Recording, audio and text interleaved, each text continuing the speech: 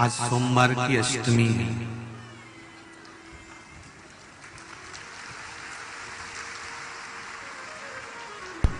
वर्ष भर में 3 या 4 या 5 इससे ज्यादा सोमवार की अष्टमी नहीं पड़ती।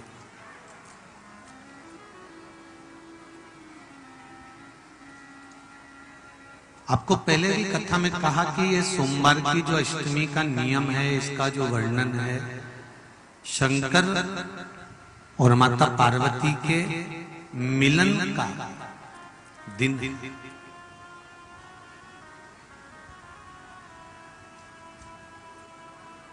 इस दिन माता पार्वती जी ने शिव जी से कई वर प्राप्त करे।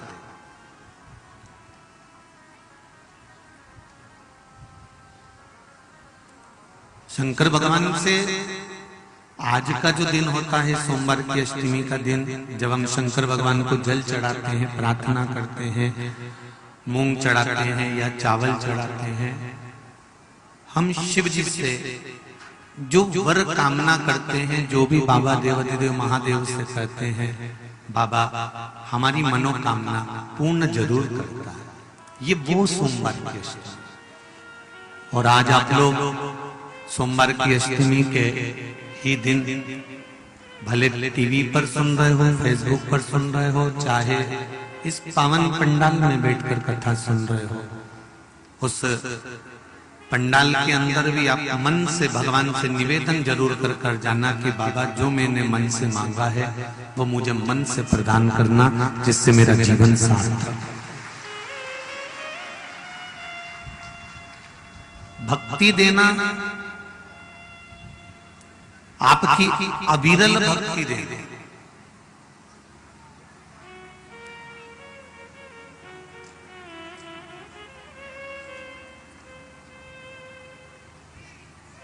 साधारण भक्ति नहीं किया, आपकी अविरल भक्ति जो निरंतर चलती है। अरे तेरा ही दिया मैंने, खाया पिया तेरा शुक्रिया, तेरा शुक्रिया,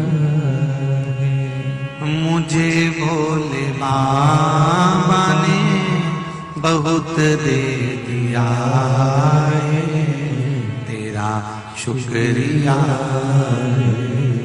तेरा शुक्रिया। हमें देवाधिदेव महादेव से जो मांगना है वो अविरल भक्ति मांगना,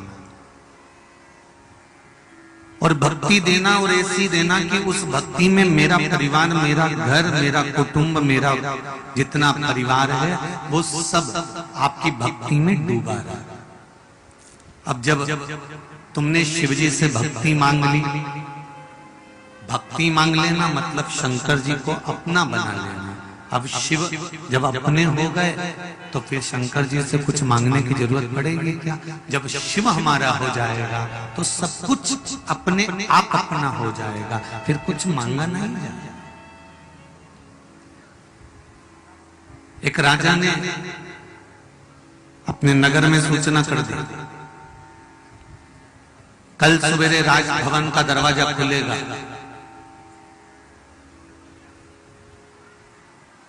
जो जिस वस्तु को हाथ लगाएगा वो वस्तु उसकी हो जाएगी।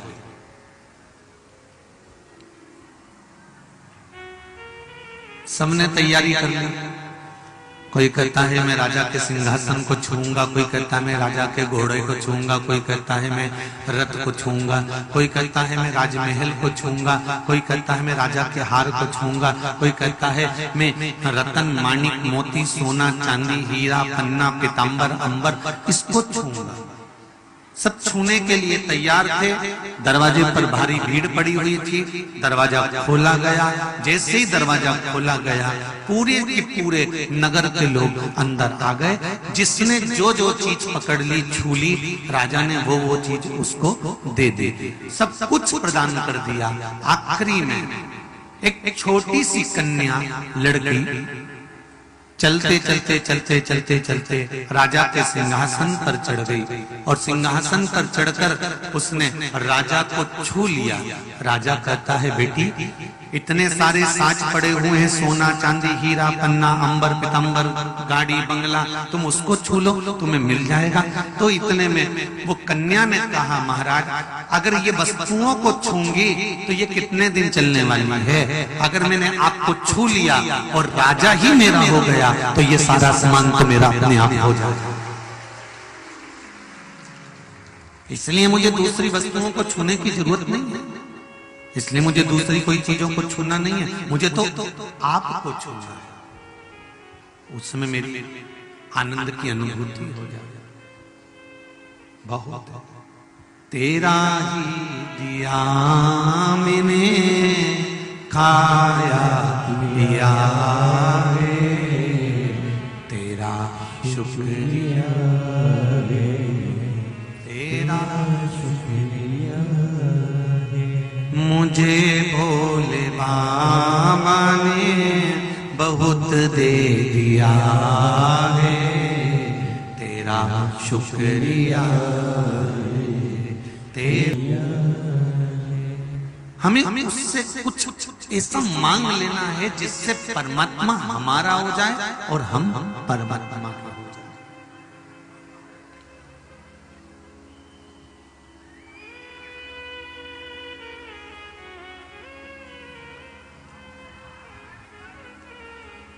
फिर हमें भटकना नहीं पड़े।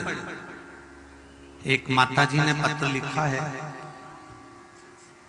पन्ने देखिए कितने हैं, 1 2 और 3, और पन्ने के टॉपिक देखिए 1 2 3 4 5 6 7 8 9 10 11 12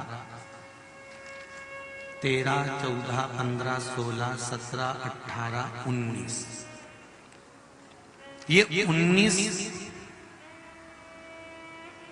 सावित्री देवी हरि बाबू संतोरे पिपरिया से कहीं बैठे हैं। हरि बाबू जी, सावित्री देवी जी कहीं बैठी हैं, हरि बाबू जी कहीं बैठे हो तो जरा हाथ हिलाइए। अच्छा वो उधर बैठे हैं क्या? हाँ एक बार अच्छे से हिला दीजिए। ठीक है। सावित्री देवी जी और हरि बाबू जी संतोरे पिपरिया से हैं। 2020 कोरोना काल से कथा सुन रहे हैं।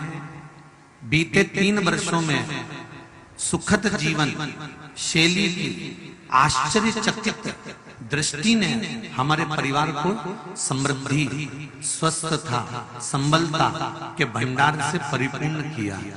आप दोनों ने अपना फोटो भी लगाया है।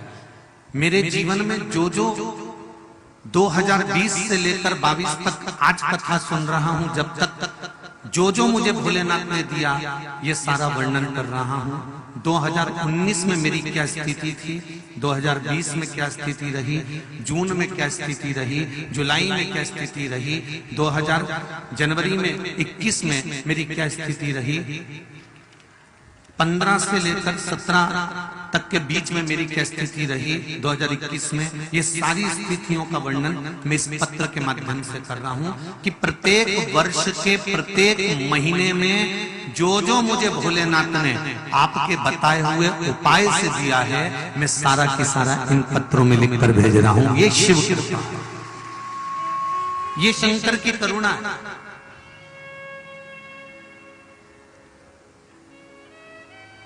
ये शिव की उदारता। एक बहन ने लिखा है, देखो,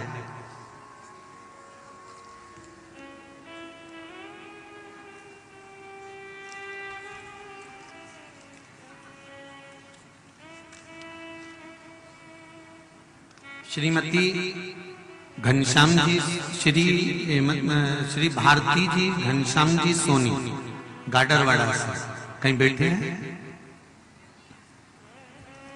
हाथ हिला दो दोनों, हर हर महादेव। इधर पीछे हैं बाबू, दोनों हाथ हिला दीजिए, हर हर महादेव। आपने पत्र में लिखा है, मैं श्रीमती भारती घनश्याम जी सोनी गाडरावाड़ा से आई हूँ। मेरे बड़े बेटे का नाम आदर्श सोनी है। वह विदेश से MBBS एवं MD की डिग्री लेकर भारत आया। यहाँ आने के बाद उसे भारत में प्रैक्टिस करने के लिए medical council of India MCI की परीक्षा देनी पड़ रही थी। 2 बार परीक्षा दी, दोनों में वो उत्तीर्ण नहीं हो पाया। फिर मैंने कुबेरेश्वर धाम जाकर रुद्राक्ष महोत्सव में आपके बताए अनुसार पशुपति व्रत का वर्णन सुना और जिसे मैंने करना प्रारंभ करा और बाबा की ऐसी कृपा हुई कि मेरा बेटा उस काउंसलिंग में पास हो गया और आज मेरा बालक एम्बाई में हॉस्पिटल में प्रैक्टिस कर रहा है। ये शिव की कृपा है। बेटो बहन, हर हर महा। घनश्याम जी आप ही हैं? एक बार दोनों हाथ मिला दीजिए। हर हर महादेव। शिव कृपा किसको कहते हैं? शंकर की करुणा किसको कहते हैं? शिव की उदारता किसको कहते हैं? ऐसे ना जाने कितने कितने पत्र हैं जो आप लोगों ने दिल से लिखे हुए, हृदय से लिखे हुए। कल एक कोई मथुरा की, वृंदावन गोवर्धन की कोई एक बहन है जिसकी माताजी को या पति को पथरी हो गई थी और वो बहुत मोटी सी पथरी थी और डॉक्टरों ने कहा था ये लीवर किडनी के पास में हो गई है। बड़ी तकलीफ में आ गए थे और उसने वो पथरी का फिर जो सफेद दुर्बा वाला प्रयोग है वो करा तो पथरी उसकी निकली और वो पथरी का फोटो उसने व्हाट्सएप पर भी भेजा है। मैं उस बहन को जरूर कहूंगा कि उस पथरी का फोटो आप फेसबुक पर भी डाल देना कि ये पथरी हमने सफेद दुर्बा का जो प्रयोग करा था उसको खाने के बाद ये पथरी बाहर निकली है, जिसका स्मरण उसने दिखाया। उस पथरी का फोटो तक भेजा उसने। हम दुनिया की वस्तु भगवान से मांगे, हम दुनिया का सम्मान भगवान से मांगे, मना नहीं है। बाबा देवाधिदेव महादेव जब हमारा हो जाता है, शिव महापुराण की कथा कहती है, कथा में जहां पर शिव पुराण की कथा हो रही हो वहां पर और शंकर के मंदिर में, शिव के धाम में वो ही जाता है जिसकी तकदीर भोले बाबा बदलने वाले होते हैं, नहीं तो जाता ही नहीं। आस्था चैनल पर चैनल लगाकर कथा वो ही सुनता है शिव महापुराण की जिसकी तकदीर बाबा बदलने वाला होता है।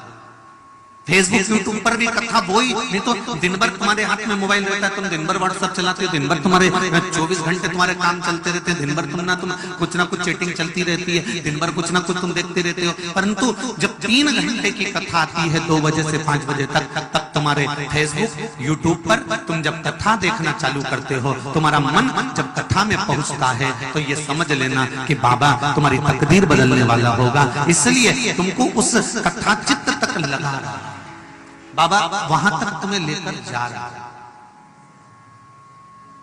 ये शिव की उदारता, ये मेरे ओघरधानी की कृपा है।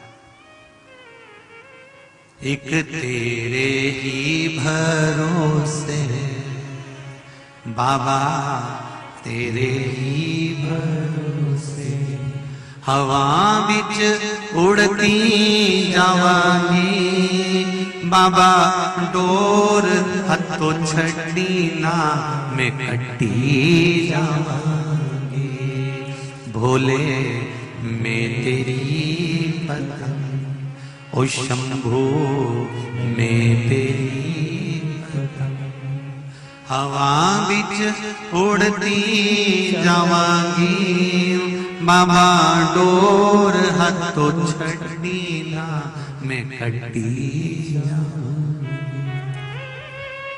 बाबा से निवेदन करो कि हमें शिव तत्व तक पहुंचना है, हमें भगवान शंकर तक पहुंचना है। समस्या बहुत है, मनुष्य की देह है, मानव का शरीर है, दुख बहुत है। ऐसा संसार में कौन जन्मा जिसको दुख नहीं आया?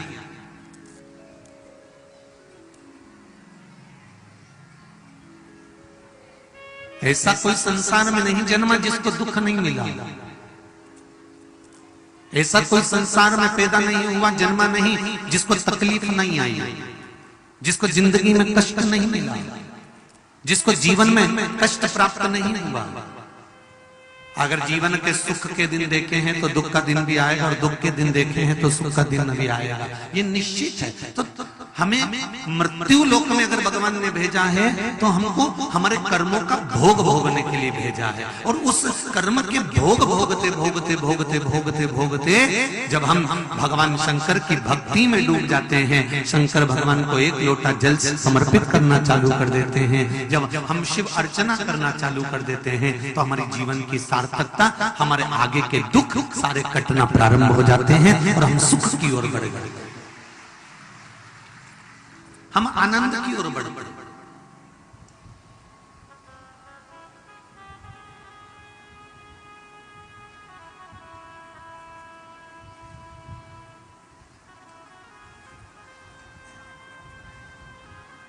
शंभो शरणे पड़ी मांगू घड़ी रे घड़ी, दुख दया करी निदर्शन। हे बोले,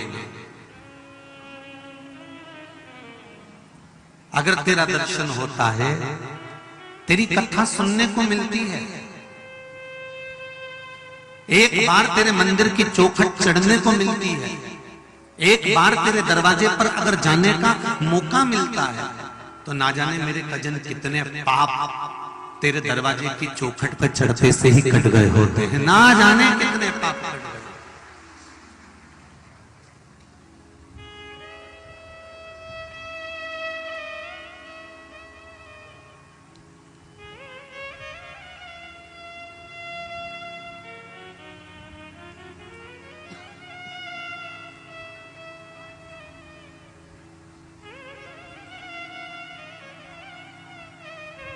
जिस समय पर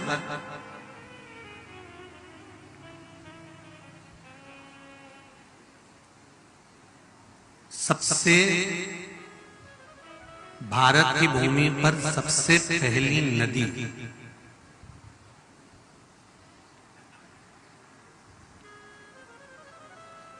सबसे पहली नदी जिसका वर्णन वामन पुराण में, ब्रह्मवेत्ता पुराण में, पद्म पुराण में, गर्ग संहिता में,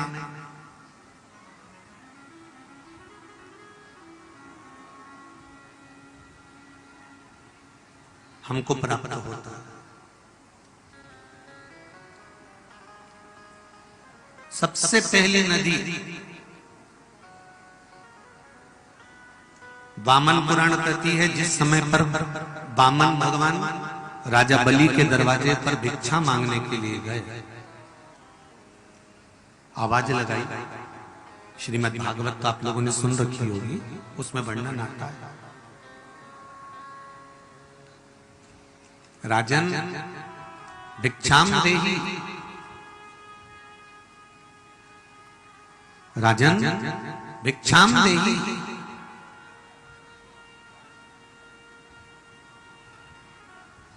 बार बार आवाज लगाई जा रही है।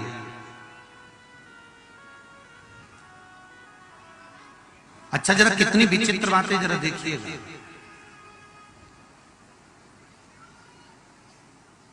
बैकुंठ नाथ, बैकुंठ अधिपति भगवान विष्णु, मेरे नारायण राजा बलि के दरवाजे पर भिक्षा मांग रहे हैं।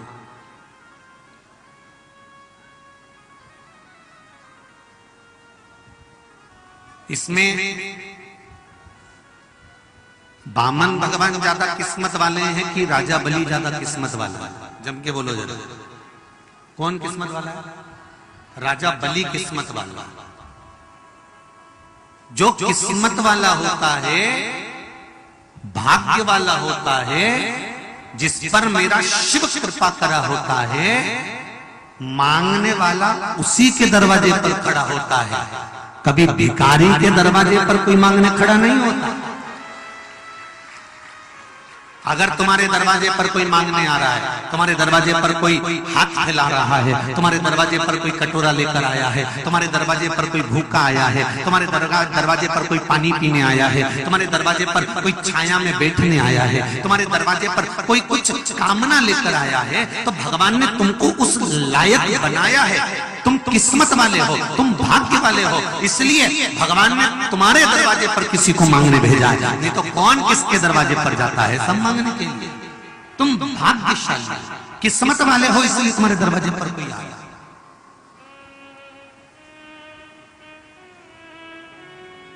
तो राजा बलि ने ऐसा कौन सा किस्मत का काम कर दिया था, ऐसा पुण्य का काम कौन सा कर दिया था? राजा बलि ने ऐसा कौन सा बड़ा विचित्र काम कर दिया था जो उसके दरवाजे पर भगवान को भिक्षा मांगने आना पड़ा? तो वामन पुराण कहती है राजा बलि पूर्व समय में जुआरी थी।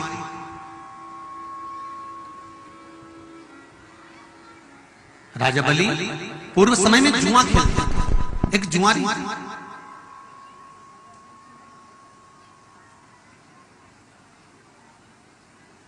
जो जुए में लिप्त रहता था। अब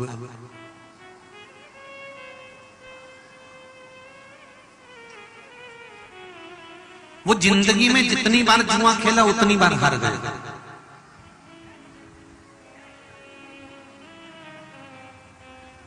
जितनी बार जुआ खेला है उतनी बार हारा। आज मित्र हो जुआ खेलने बैठे और इससे कहा जुए में क्या लगाएगा तू? ये कहता है मैं आता हूं जरा, और एक संत की कुटिया में प्रवेश कर गया। और संत की कुटिया में, संत तो साधना में लीन थे, तप में लीन थे। संत का बिछा हुआ एक आसन, एक कमंडल, एक छत्र,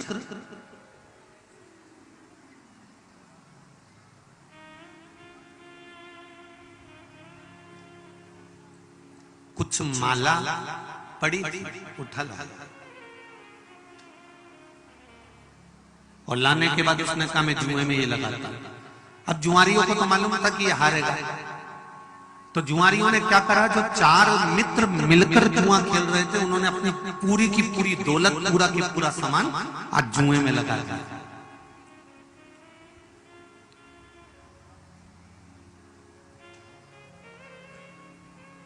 संत की जो कमाई होती है, साधु की जो कमाई होती है, ना तो संत किसी के घर पे डाका डालता है, ना साधु किसी के घर पे डाका डालता है।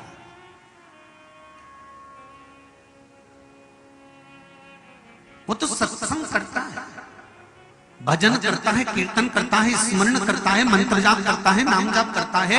जो उसको मिल गया, किसी ने कुछ दे दिया, वो उसके पास एकत्रित रहता है।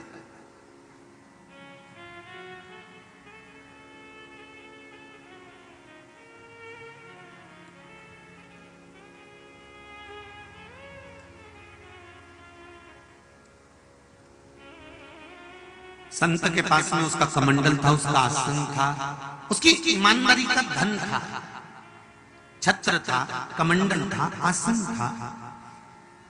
जुआरी चुपचाप से गया, संत लगे थे साधना में, ये सब सामान उठा कर ले आया और उसने जुए में लगा दिया। जुआरियों ने जुआ खेलना प्रारंभ करा, पूरी दौलत जुआरियों ने अपनी लगा दी। और आज भगवान की कृपा क्या हुई, इसने छाता लगाया, कमंडल लगाया, आसन लगाया, और आज जुआरी सब जीत गया। और जीत क्या गया, जितने जुआरियों ने अपने अपना घर परिवार, दौलत, धन, वैभव लगाया था, वो भी इसका हो गया। और जब ये करोड़पति बन गया, धनपति बन गया, सत्तापति बन गया, बहुत पैसा आ गया, बहुत वैभव बन गया, तो इसके मित्र बन गए, बहुत सारे मित्र। कहीं वैश्या इसकी मित्र बन गई, कहीं मदिरापान पान में लग गया, कहीं जुए में लग गया। आपको पहले भी कथा में कहा, जिसके पास में धन बढ़ता चले जाता है, सत्ता बढ़ती चली जाती है, वैभव बढ़ता चले जाता है, उसके 3 मित्र बन जाते हैं। पहला ताली, प्रशंसा करने वाले, दूसरा थाली, होटल में खिलाने वाले, तीसरा प्याली, मैं खाने में ले जाकर पिलाने वाले। ये 3 मित्र बढ़ जाते हैं। और वही मित्र इस जुआरी के भी बढ़ गए। एक वेश्या के साथ इसका संग जुड़ गया, और वेश्या के साथ संग जुड़ गया। वेश्या ने एक दिन इससे कहा, सुनो, कल आओ तो मेरे लिए गजरा और बीड़ा लेकर आना पान का। जुआरी गजरा और बीड़ा लेकर जाने लगा। नशे में धुत, खूब मदिरा का पान करा हुआ था, नशे में धुत था। गजरा बीड़ा लेकर बाजू में दबाकर टहलता जा रहा था। इतना नशे में धुत हो गया, इतना धुत हो गया कि जाते जाते रास्ते में गिर गया। तो बीड़ा भी गिर गया, गजरा भी गिर गया। बीड़ा और गजरा ये दोनों गिर गए।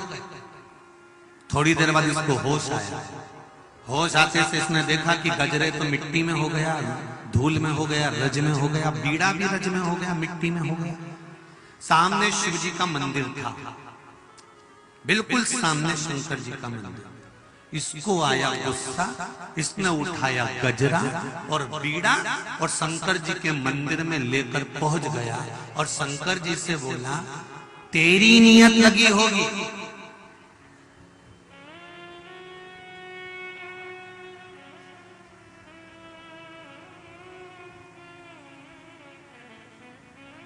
इसलिए मेरे ये बीड़ा और गजरा मिट्टी में गिर गया, ले तू खा ले। और शंकर जी के ऊपर उसने फेंक दिया। अब शिव तो बोले, चले गए। जुआरी गया, 3 महीने के बाद इस जुआरी का एक्सीडेंट हो गया, मर गया। मरने के बाद ऊपर गया। यमराज ने पूछा चित्रगुप्त महाराज से, जरा देखो इसके पाप और पुण्य कितने हैं। चित्रगुप्त महाराज ने कहा, इसने जीवन में कोई पुण्य नहीं करा, पापी पाप करा, खूब जुआ खेला, दुनिया के काम कर दिए, संत के घर की चोरी कर लाया, सारा बेकार से बेकार काम करा, इसने कोई पुण्य का कार्य नहीं किया।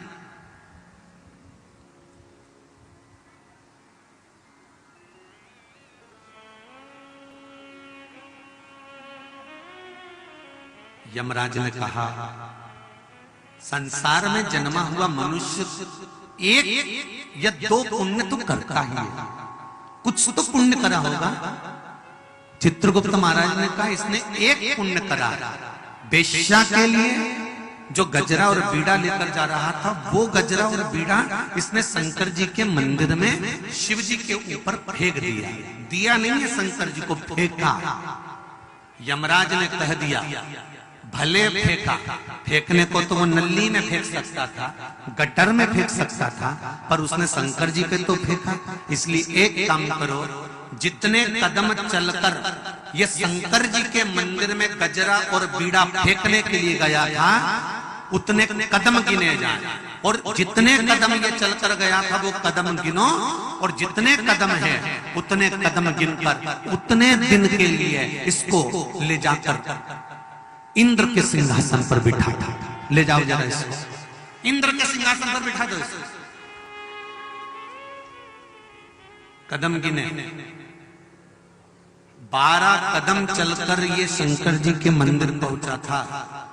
मेरी जीजियों, मेरे भाई, ध्यान लगा लेना कि कितने कदम चलकर तुम शंकर जी के दरवाजे तक जा रहे हो। तुम्हारे वो कदम की गिनती मेरे भोलेनाथ के पास मिलेगी। कितने कदम चलकर तुम कथा में आ रहे हो, कितने कदम चलकर तुम कथा के पंडाल में पहुंच रहे हो, कितने कदम चलकर तुम परमात्मा का स्मरण कर रहे हो, कितने कदम चलकर तुम भगवान की भक्ति कर रहे हो, कितनी देर बैठकर तुम भगवान का स्मरण कर रहे हो, कितनी देर बैठकर तुम आस्था चैनल पर कथा सुन रहे हो, कितनी देर बैठकर मोबाइल को पकड़कर तुम शंकर का गुणगान कर रहे हो फेसबुक और यूट्यूब पर। इसका अंदाजा लगाकर रखना कि मैंने इतने घंटे, इतनी घड़ी, इतना पल, इतना क्षण मैंने भगवान का भजन करा। वो हिसाब तुमको ऊपर मिलेगा। 12 कदम चले थे, 12 घड़ी के लिए इंद्र का सिंहासन दे दो। 12 घड़ी के लिए इंद्र को उठा दिया, सिंहासन पर इस जुआरी को बिठा दिया। जुआरी ने मन में सोचा कि मैंने शंकर जी के मंदिर में केवल गजरा और बीड़ा फेंका था और उसका पुण्य मुझे ये मिला कि इंद्र का सिंहासन मिल गया। 12 घड़ी मिली है ना, इस 12 घड़ी में तो मैं इतना दान कर दूंगा कि छोड़ूंगा ही नहीं। और इंद्र के सिंहासन पर बैठते सी ताली बजाई, अप्सरा आई दान कर दी, एरावत आया दान कर दिया, सोना चांदी हीरा पन्ना जिस सिंहासन पर बैठे थे इंद्र का वो भी दान कर दिया, जिस कपड़े को पहने थे वो भी दान कर दिया, सारी दुनिया का सामान पूरे इंद्र के पास में जितना राजसी ठाठ था सब दान कर दिया। और दान करने के बाद 12 घड़ी पूरी हुई, इंद्र आकर अपनी कुर्सी पर बैठने लगा। तो जैसे कुर्सी पर बैठा, बैठते से उसने ताली बजाई, ना अप्सर आई, फिर ताली बजाई, एरावत भी नहीं आया, फिर उसने ताली बजाई, कोई सेवा करने वाला नहीं आया। इंद्र ने पूछा ये क्या हो गया? तो द्वारपालों ने कहा जो पहले इंद्र बनकर बैठा था उसने सब लुटा दिया, सब दे दिया। इंद्र को क्रोध आया, रोते रोते भगवान विष्णु के पास गए, नारायण नारायण नारायण। भगवान ने पूछा क्या हुआ? अरे ना जाने किसको, ना जाने कौन जुआरी को सिंहासन पर बिठा दिया था, 12 घड़ी के लिए बैठा था, सब बर्बाद कर दिया, सब बर्बाद कर दिया, उसने सब लुटा दिया। भगवान विष्णु ने कहा इंद्र जो तू इतने सालों में नहीं कर पाया वो 12 घड़ी में कर निकल गया। तू जो इतने सालों में नहीं कर पाया वो 12 घड़ी के अंदर कर निकल गया। भगवान विष्णु दौड़ कर आए और उस जुआरी के सामने जाकर खड़े हो गए। भगवान विष्णु ने कहा जुआरी तूने इतना दान करा, इतना दान करा, मेरा मन करता है एक बार तेरे दरवाजे पर मैं भी भिक्षा मांगने के लिए आऊं। मेरा मन करता है तेरे दरवाजे पर भिक्षा मांगने आऊं। जा, अगला जन्म तू मृत्यु लोक में तूने दान बहुत करा है, इसलिए तू राजा बलि होगा और मेरे राजभवन के पास में आकर इंद्र के सिंहासन पर बैठकर दान करा है। तो ये नारायण तेरे दरवाजे पर भिक्षा मांगने के लिए खड़ा होगा, मैं खुद आऊंगा। अगर तुम्हारे दरवाजे पर कोई भिक्षा मांगने आ रहा है, कोई पानी मांग रहा है पीने के लिए, कोई अन्न मांग रहा है खाने के लिए, कोई कुछ प्राप्त करना चाहता है, तो आप किस्मत वाले हो, भाग्यशाली हो कि भगवान ने आपको चुना और किसी कारण से चुना। जब राजा बलि के दरवाजे पर वामन भगवान भिक्षा मांगने के लिए गए, आवाज लगाई, अलख जगाया, अलख जगाया, तब राजा बलि तुरंत उसी समय पर आया, कहा बोलिए महाराज जी क्या चाहिए? 3 पग भूमि,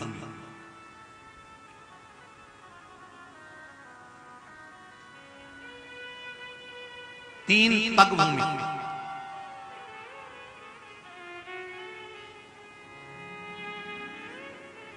3 पग ही क्यों? वामन पुराण कहती है ये 3 पग भूमि नहीं है, राष्ट्र की इस भूमि पृथ्वी माता पर 3 पग भूमि नहीं, 3 पवित्र नदियों का प्रागट्य करना था मेरे वामन भगवान को, इसलिए 3 पग भूमि मांगी। 3 पवित्र नदियां वामन अवतार के समय पर प्रकट हुई थी।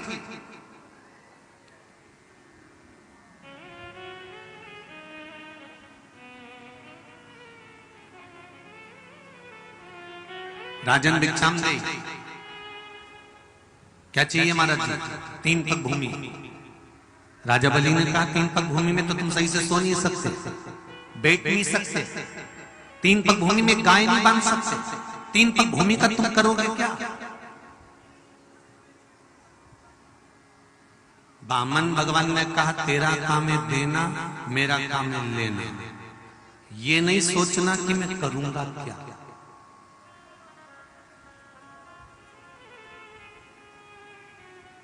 बहुत लोगों को टेंशन होता है, इतने सारे महाराज जी पे पोथी पे साड़ी चढ़ती होगी तो महाराज क्या कहता होगा।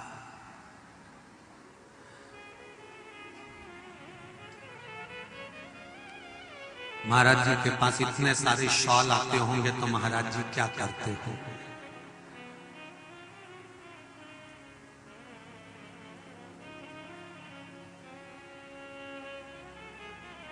कन्यादान में इतने सारे बर्तन आते होंगे तो क्या करते होंगे। सत्यनारायण भगवान की कथा पंडित जी करते हैं तो हंसी उड़ाने वाले भी उनकी हंसी उड़ाकर कह देते हैं महाराज आज तो खूब कमा लिया। मेरा निवेदन है महाराज जी को जेब में से निकाल कर बता देना चाहिए ये 10 रुपए गणेश जी को चढ़ाए थे, 5 रुपए तूने 16 मातृका पे चढ़ाए थे, ये 10 रुपए तूने सप्तशती पे चढ़ाए थे और ये रहे 200 रुपए 500 रुपए जो तूने सुबह 9 बजे से पूजन कराई और दोपहर की 2 बजा दी, ये 200 और 500 रुपए लेके जा रहा हूँ। इससे ज्यादा अब क्या बताऊं तुझे कि तूने क्या लिया।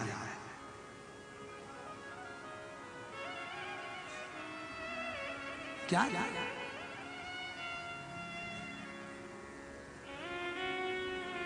क्या करोगे 3 पग भूमि का? गाय उसमें बंध नहीं सकती, तुम सो नहीं सकते, बैठ नहीं सकते, 3 पग भूमि का तुम करोगे क्या? तुमने दे दिया और देने के बाद विचार मत करना कि वहां क्या होगा।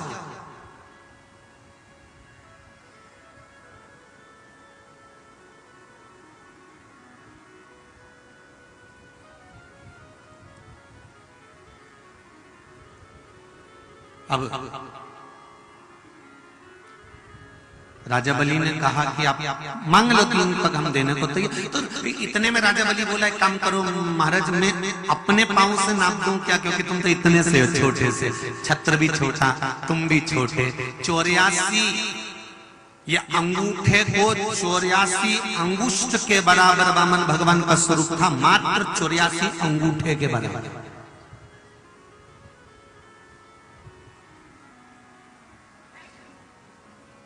चौरासी अंगूठे को नाप लो, 84 अंगूठे के बराबर वामन भगवान बनकर आए थे।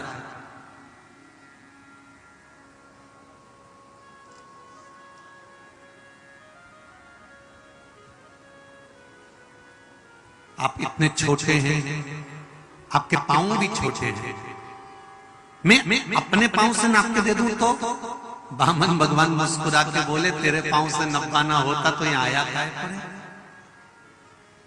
मुझे तो अपने पांव से नापना है।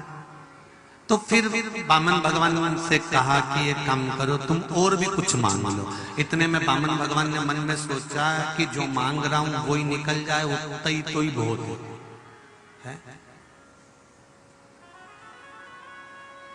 कहने वाले तो कह देते हैं बहुत दिल से, एक बार तुम बारात लेके तो आओ साहब, हम तो पूरी बारात संभाल लेंगे, पूरी बारात संभाल लेंगे, तुम आओ तो।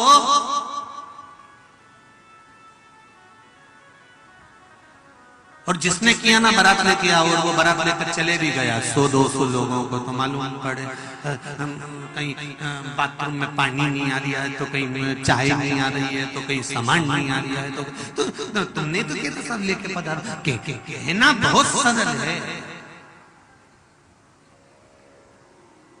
कहना बहुत सरल। लाओ ठीक है, संकल्प छोड़ो, मैं आपको 3 पग भूमि देता हूं। संकल्प हाँ हाँ वामन भगवान से राजा बलि ने कहा आपके कमंडल में जल है, उसमें से निकाल लो। वामन भगवान कहते हैं अगर मेरे कमंडल का जल लेकर संकल्प छोड़ेगा तो वो संकल्प किस काम का? जल तो मेरा और संकल्प तेरा, तो ये संकल्प किसी काम का नहीं। अंदर से लाओ। शुक्राचार्य जी का कमंडल लेकर आए, उस कमंडल में शुक्राचार्य जी बैठ गए, एक आंख लगाकर देखने लगे, उसमें कुसा की एक तीली डाली, शुक्राचार्य जी की एक आंख चली गई और एक आंख से शुक्राचार्य जी देखे, राजा बलि को श्राप दिया, वहां से गए। ये सब आपने श्रीमद् भागवत में सुन रखा। जो शिव महापुराण की कथा चल रही है हमें वहां पहुंचना इस कथा के माध्यम से।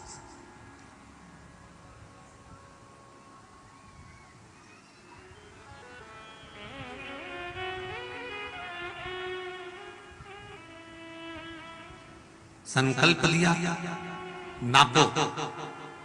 वामन भगवान ने संकल्प लेते से ही पृथ्वी नापना प्रारंभ करा। अब जाओ शिव महापुराण। पृथ्वी नापी एक में, दूजे में आकाश, चरण वामन भगवान ने उठाया, नापने के लिए जैसे उठाया, पताल में वो चरण चले गया और पताल में से चरण उठकर आकाश की ओर जाने लगा।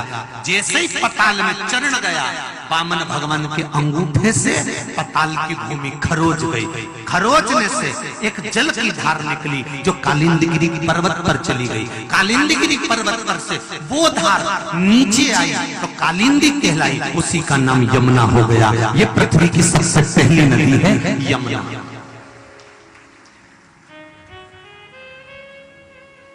पहली नदी कौन सी है? जम के बोलो जरा।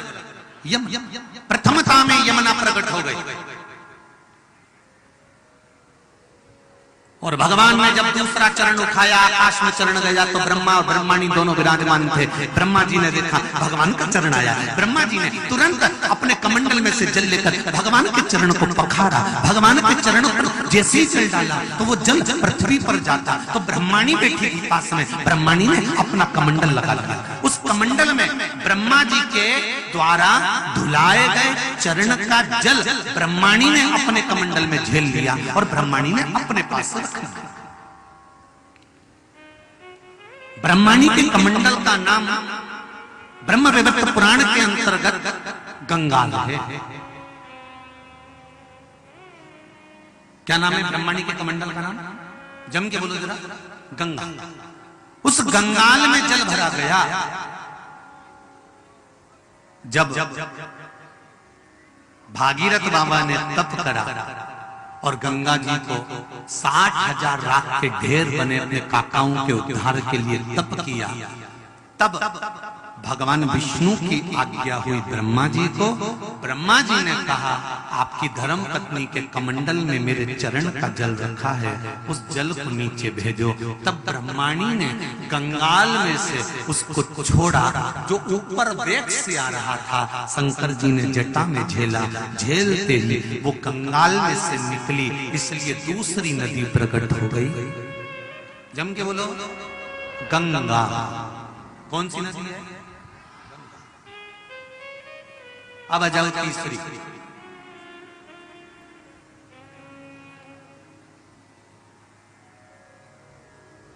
ब्रह्माणी जी ने ब्रह्मा जी से कहा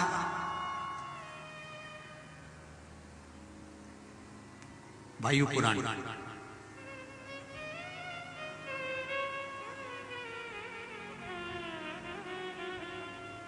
वामन पुराण, ब्रह्म वैवर्त पुराण,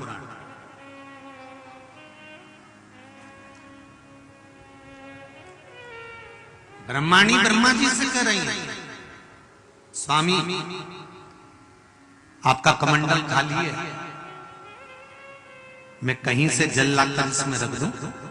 ब्रह्मा जी कहते हैं नहीं।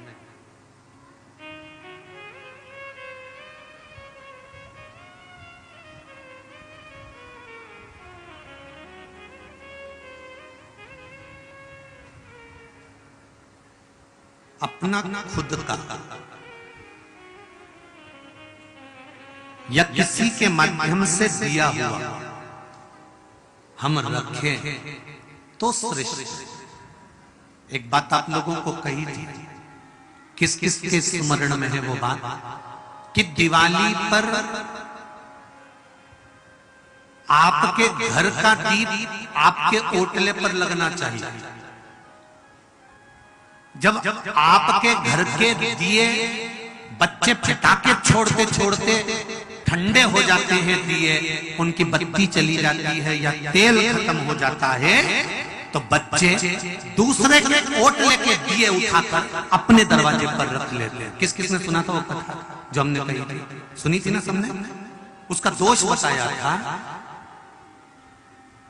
अगर 1 रुपया कमा रहे हो, 100 रुपए खर्च हो रहा है, घर में पैसा नहीं दिख रहा है, घर में क्लेश बढ़ रहा है और घर में कर्जा बढ़ रहा है, तो उसका एक कारण हो सकता है ये लक्ष्मी शिव महापुराण की कथा में सीहोर कुबेरेश्वर धाम से जब बातचीत थी, यूट्यूब पे डली होगी, सुनना उसको। उसमें वर्णन किया था कि आपके घर के दिए दिवाली पर आपने लगाए, धनतेरस पर आप लगाए, रूप चौदस पे लगाए, भाई दूज पे लगाए, आपने दिए लगाए, घर के ओटले पर बच्चों ने फटाका फोड़ा, आतिशबाजी करी, दिया ठंडा हो गया, दिया की बत्ती खत्म हो गई, तेल खत्म हो गया।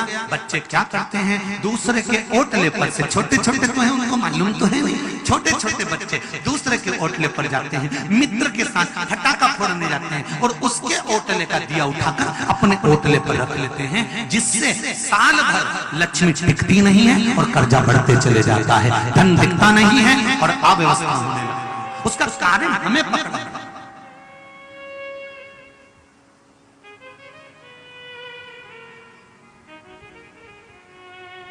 हमारे बच्चे ने भूलवश,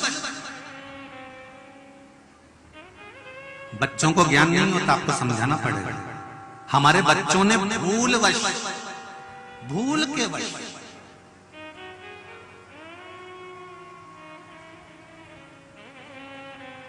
किसी दूसरे के दरवाजे से दिया उठा लिया बिना पूछे, तो वो चोरी कहलाएगी कि नहीं कहलाएगी? जम के बोले बिना पूछे तुम्हारा कोई मोबाइल उठा ले तो चोरी कहलाएगी कि नहीं कहलाएगी?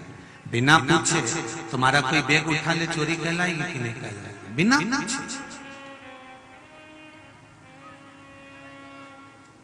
शिव महापुराण की कथा तो यहां तक कहती है, शंकर भगवान पर जब आप बेलपत्र समर्पित करते हो और आपके पास में बेलपत्र नहीं है और बेलपत्र आप शिवजी से लेते हो, तो पहले शंकर जी के सामने ऐसा हाथ फैलाकर कहा करो, बाबा बेलपत्र ले रही हूं मैं आपसे, बेलपत्र दे दीजिए, बेलपत्र लो, धो, वापिस शिव जी को चढ़ा दो। अगर औषधि के लिए, अपने ब्लड प्रेशर के लिए, शुगर के लिए, बीपी के लिए अगर आप भगवान से बेलपत्र ले रहे हो, तो आपको कहकर लेना पड़ेगा, बाबा मुझे शुगर हो रही है, मेरी बीपी ज्यादा हो रहा है, मेरा ब्लड प्रेशर गड़बड़ हो रहा है, हाथ में कंपन आ रहा है, पाँव चलते नहीं बन रहा, बाबा आप औषधि दे दीजिए। बाबा से कहकर शंकर जी की बेलपत्र फिर उठाइए और उनसे कहकर आपकी बेलपत्र खा रही हूँ, मुझे विश्वास है आपने औषधि कर दी होगी, फिर चबाकर खा लीजिए, वो अमृत हो जाए, वो अमृत हो जाए। लिखा किसी ने, देखिए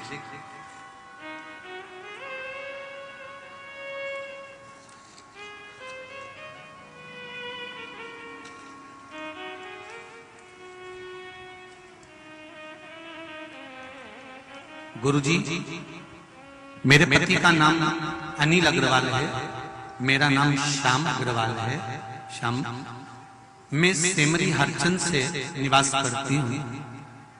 कहीं बैठे हैं आप? ही हैं? दोनों हाथ हिला दो, हर हर महादेव। सेमरी हरचंद से हम लोग निवास करते हैं। प्रत्येक सोमवार मैंने पशुपति व्रत करे तो उसका मुझे नया नया फल प्राप्त हुआ, नई नई खबर प्राप्त हुई। मुझे शुगर है, मेरे पति को डॉक्टर की दवाइयां दी जा रही थी पर मुझे कोई आराम नहीं लग रहा था। फिर मेरे पति से बोला, एक लोटा जल और एक बेलपत्ती का प्रयोग करने दो। 10 दिन बाद मैंने चेक करवाया तो मेरी शुगर नॉर्मल हो गई और मेरा बीपी भी नॉर्मल हो गया। ये शिव पुराण। बैठो, हर हर महादेव।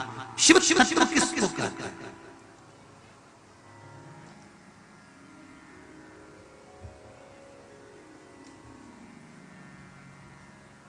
आप उससे मांगो, वो देगा।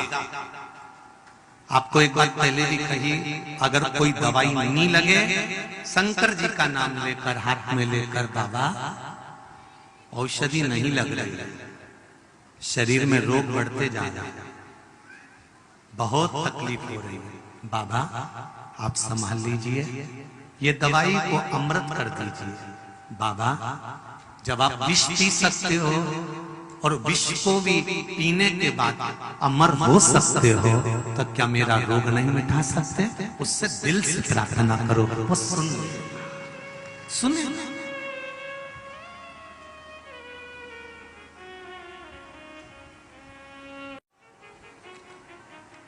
दुनिया के लोग कहते हैं क्या शंकर जी की कथा सुनने से शंकर जी को जल चढ़ाने से, शंकर जी को बेलपत्र चढ़ाने से, शंकर जी को मूंग चढ़ाने से, चावल चढ़ाने से, ये सियोर वाला महाराज हर कुछ बता देता है चढ़ाने का। क्या इसके चढ़ाने से लाभ होता है?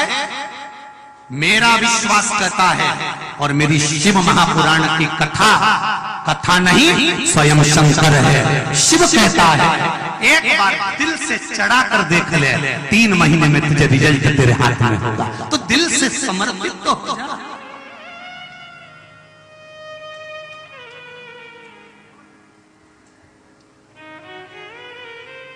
पर दिल से होना पड़ेगा। एक छोटे से बच्चे को भी कोई दिल से नहीं खिलाता ना, तो बच्चा रोता है, तुम्हारी गोद में आता ही नहीं है।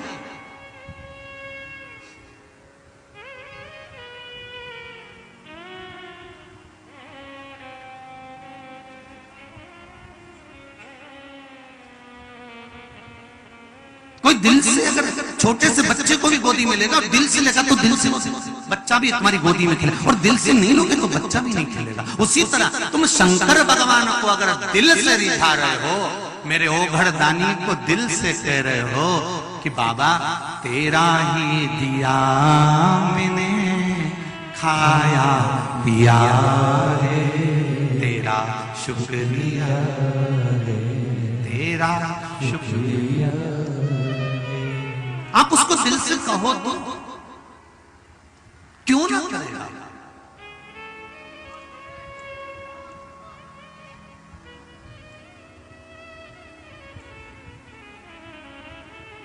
क्यों बढ़ रहा कर्जा? क्यों व्यापार नहीं चल रहा? क्यों घर में क्लेश हो रहा है? कहीं दिवाली पे बच्चों ने पड़ोसी के घर का दिया उठाकर अपने दरवाजे पर चुपचाप से नहीं रख लिया? लक्ष्मी आने को तैयार बैठी थी, कार्य सिद्ध करने को तैयार बैठी थी, पर दरवाजे पर तुमने रंगोली भी डाली, चौक भी पूरा, तोरण भी लगाया, लाइट भी लगाई, पर लक्ष्मी जी कह रही है कि दूसरे के घर का चोरी का दिया तेरे दरवाजे पर मिला, तो मैं कैसे प्रवेश करूं? तू बता, मैं कैसे आऊं? एक बात कहें जीजियों और मेरे भाई, बहुत ध्यान से सुनना, कभी भी झूठी शोहरत, झूठी सत्ता मत दिखाना किसी के सामने। जैसे हो ना वैसे ही रहना, जैसे हो वैसे ही रहोगे ना तो 4 चांद लगा लोगे। शोहरत दिखाने में बर्बाद होगा। झूठी शोहरत मत दिखाना, झूठी सत्ता मत दिखाना। जो है वर्तमान में जैसी तुम्हारी स्थिति है, वर्तमान में जैसे तुम हो, वर्तमान में जैसी तुम्हारी स्थिति है, उसके अनुसार रहिए। ये नहीं मैं मेरी जेठानी से साड़ी मांग लाती हूँ और शादी में पार्टी में पहनकर चली जाऊंगी। मैं मेरी देवरानी से साड़ी मांग लेती हूँ और उसकी साड़ी लेकर मैं मायके चली जाऊंगी। मैं जेठानी का हार पहनकर मायके चली जाऊंगी। मैं देवरानी का सामान लेकर मायके चली, नहीं, हमें नहीं चाहिए। ना जेठानी की साड़ी चाहिए, ना देवरानी का हार चाहिए। हमें अगर चाहिए तो भोलेनाथ का साथ चाहिए। सब कुछ पूरा हमें नहीं चाहिए वो शोहरत जिस शोहरत के बल पर हम दुनिया को रिझा सके, परमात्मा को ना रिझा सके।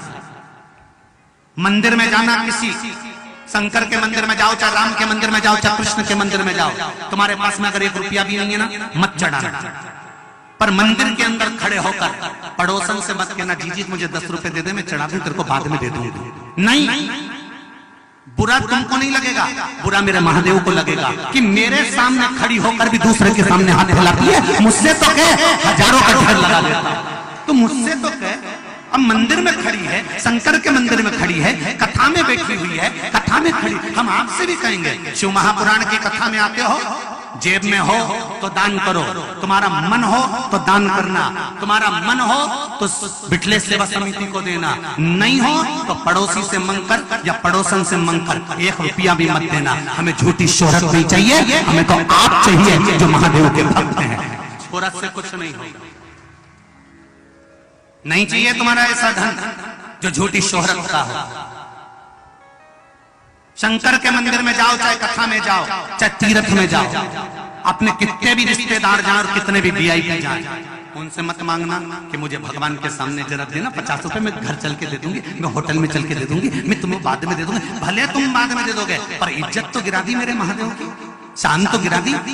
सास बेटी हुई है और तू पड़ोसन से कह रही है काकी जी तुम बहुत अच्छा अचार बनाती हो, तुम्हारे बराबर कोई नहीं बना सकता, तो सास को बुरा नहीं लगेगा कि बेटा मेरे साथ में रह रही है, एक बार मेरी भी तारीफ तो कर देती, एक बार मुझसे भी तो कह देती। कुछ जरूरत थी तूने मायके में जाकर कहा कि मेरे को ये सामान पहुंचा दो, एक बार सास ससुर से कहती तो सरी की मम्मी मुझे इस चीज की जरूरत है, नी दिलाती, तब बोलती। उसी तरह मेरा देवाधिदेव महादेव है, तुम शंकर जी के मंदिर में गए, लोटा दूसरे का मांग रहा है, तुम शंकर जी के मंदिर में गए, पानी दूसरे से मांग रहा है, तुम शंकर जी के मंदिर में गए, बेलपत्री दूसरे से मांग रहा है, तुम शंकर जी के मंदिर में गए, सामान दूसरे से मांग रहा है, तुम्हारे पास हो तो तुम चढ़ाओ, नहीं है तो शंकर जी का उठाकर शंकर जी को चढ़ाओ, और हमें दुनिया के आगे हाथ मत फैलाओ। हमें झूठी शोहरत और शान सत्ता नहीं चाहिए, हमें अपनी सत्ता से जीना है और महादेव के बल पर जीना है कि मेरा शंकर मेरे साथ में है, मुझे किसी की चिंता नहीं।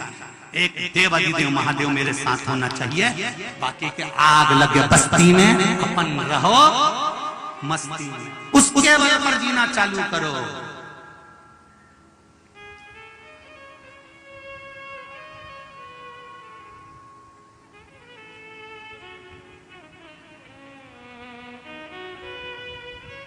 उसके बल पर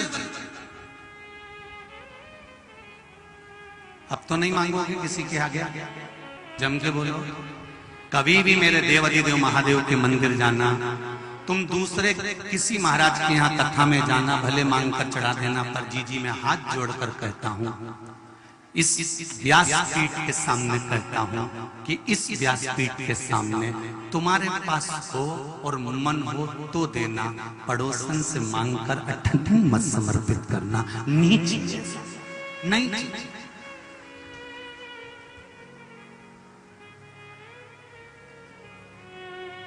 उसके भरोसे पर मैंने तेरे ही भरोसे, ओ बाबा तेरे ही भरोसे, हवा बिच उड़ती जवानी, बाबा डोर हथ तो छड़ी ना मैं कटी। हमें नहीं मांगना, हम किससे मांगेंगे? नहीं है ना 10 रुपया चढ़ाने के लिए, अभी बाद में चढ़ा देंगे, पर मांग कर नहीं चढ़ा। नहीं है ना लाल कलर की साड़ी, बाद में पहन लूंगी, पर मांग कर नहीं पहन।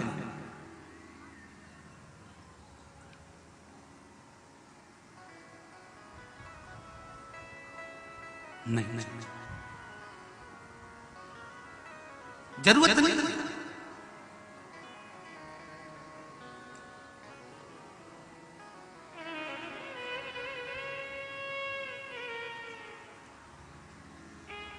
जब जीवन का एक सुख परमात्मा दे रहा है तो फिर हम क्यों जाए? क्यों? किस लिए हम किसी के आगे हाथ फैलाएं? झोली मेरी तंग है, बाबा तेरे यहाँ कमी नहीं। गलती हमारी है, हम मंदिर में जाकर भी लोटा दूसरे का उठा लेते हैं। मंदिर में पड़ा हुआ लोटा उठा लिया, मंदिर का पानी भर लिया, चढ़ा दिया, वहां भी चोटे बन गए। भगवान सोच रहे हैं कि हमने दूसरे का उठा लिया, दूसरे का पानी भर के चढ़ा दिया, और सोच रहे भगवान रीत जाएगा। एक दिया छोटे से बच्चे ने दूसरे के ओटले का लाकर रख दिया, तो लक्ष्मी शिव महापुराण की कथा कहती है कि उसका भी दोष हो गया।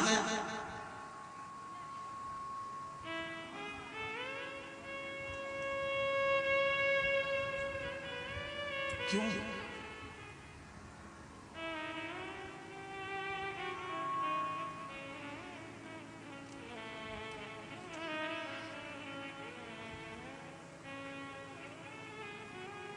महाराज शिव पुराण कर रहे हैं, बड़े भाव से सुनिएगा। आज कथा का विराम दिवस है।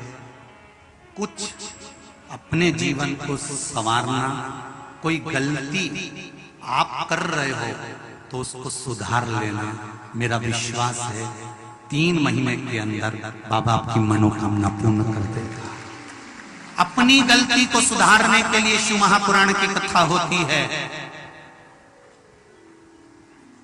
अपने भीतर की गलती सुधारो कि हम क्या गलती कर रहे हैं।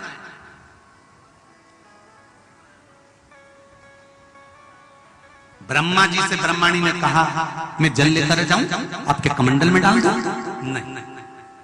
नहीं। भगवान विष्णु, भगवान शंकर, इंद्र अगर ये खुद किसी को आज्ञा कर दें कि तुम ब्रह्मा जी के कमंडल में चले जाओ तो मैं रख सकता हूं, वरना नहीं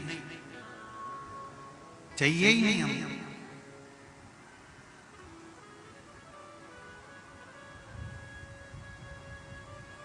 शिव जी से अगर बेलपत्र मांग रहे हो तो कहकर मांगना, औषधि दे दीजिए।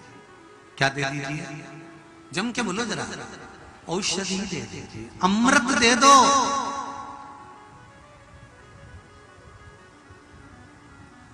अरे सुनो, मेरे देशवासियों अच्छे से सुन लो। ये बेलपत्र जो शिव जी पर चढ़ती है केवल बेलपत्र नहीं है, ये शंकर ने इस पृथ्वी के लोगों के लिए अपनी बूटी निकाल कर दे दी है कि तुम इसको खाओ और जीवन अलमस्त होकर जियो।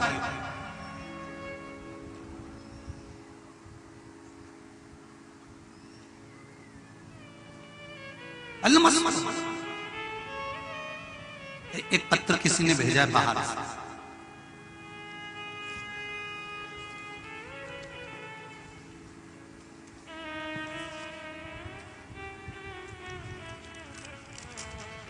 परंतु एक बात समझ में नहीं आती, बाहर के लोगों को एड्रेस कहां से मिल जाता है जी? पत्र भेज देते हैं जब लोग, यहीं के पत्र तो पूरे नहीं हो रहे। राम नाम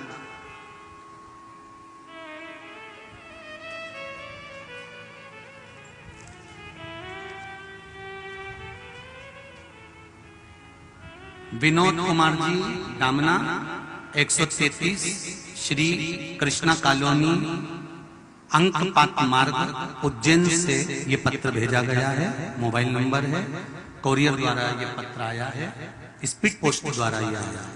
आपका पत्र दाइमा जी, अगर आप सुन रहे हैं कथा तो आपका पत्र प्राप्त हो गया।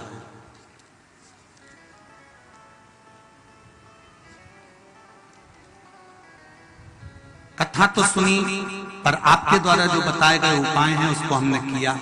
बाबा ने कितनी कृपा करी। मेरे अंकल जी की लड़की की डिलीवरी होने वाली थी और डॉक्टर ने मना कर दिया था कि उसकी नॉर्मल डिलीवरी नहीं हो सकती क्योंकि बच्चा पेट में बहुत कमजोर है और उसके लीवर में छेद है। बच्चा कमजोर है, उसके लीवर में छेद है, इसलिए डिलीवरी ऑपरेशन के बिना नहीं हो सकती। और गुरुजी, मैं आपकी कथा रतलाम की 7वें दिन की सुनने आया और वहां से अभिषेक का जल लाया और मेरी चाची को मैंने बोला 2-4 दिन और रुको और भोले बाबा का सब सही करेगा, और ये विश्वास था मेरा। और वो जल मैंने उसको दिया। मैंने दूसरे दिन अभिषेक का जल उसको दिया और भोले बाबा से बोला, हे बाबा, ये मेरा विश्वास है, उससे टूटने नहीं देना। बाबा कुछ चमत्कार अवश्य करना। और बाबा ने चमत्कार ऐसा हुआ कि जिस दिन उसे जल पिलाया उसी दिन उसे हॉस्पिटल ले जाया गया और मैंने श्री शिवाय नमस्तुभ्यम का जाप किया और उसकी डिलीवरी हुई और बच्चा नॉर्मल हुआ और उसके कोई छेद नहीं है शरीर के अंतर्गत। ये डॉक्टर की कृपा, ये डॉक्टर ने वर्णन कर दिया और ये शिव की कृपा है। ये शंकर ओघड़ी है, दयालु है, कृपालु है, उससे विनय करोगे तो सुख तो मिलेगा।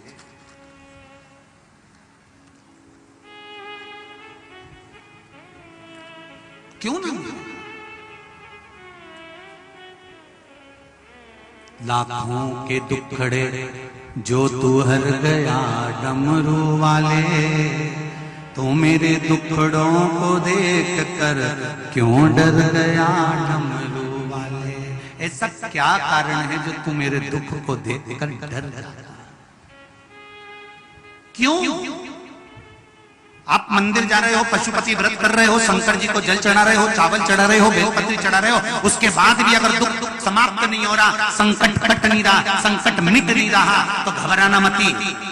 अगर दुख की फाइल मोटी है, तुम्हारे कर्म की फाइल अगर मोटी है, पूर्व में जो करा है भोगना तो पड़ेगा। तो भगवान शंकर कर रहे हैं थोड़ा आते रे आते रे आते रे आते रे, धीरे से फाइल गायब कर दूंगा, दुख मिटा दूंगा, पर थोड़ा समय तो लगे। लोगों की फाइल गायब करने के चक्कर में तो एक बार ब्रह्मा जी ने इस्तीफा दे दिया था देवताओं को, कि हमको तुम्हारी नौकरी करना ही नहीं, हमको तो इस्तीफा चाहिए। तो भगवान विष्णु ने पूछा काहे को इस्तीफा चाहिए?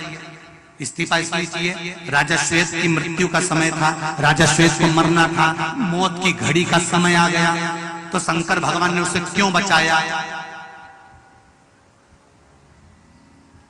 जब हमने नोटिस जारी कर दिया तो उसको उठा लेना था, फिर शंकर जी ने क्यों बचाया? भगवान विष्णु शंकर जी के पास गए ब्रह्मा जी को लेकर, ब्रह्मा जी इस्तीफा दे रहे, क्यों? ब्रह्मा जी ने भेजा था कि उसका अंतिम समय था राजा श्वेत पर, उसको उठाना था, उसके मरने का समय था, तुमने क्यों बचाया उसको? तो इतने में शंकर भगवान बोले वो मेरे मंदिर में नहीं बैठा था, मेरे मंदिर में बैठा था वो, और उसको उठाने आ गया। इतनी हिम्मत हमारे एरिया में, हमारे क्षेत्र में, बस इसलिए हमने निपटा दिया। जा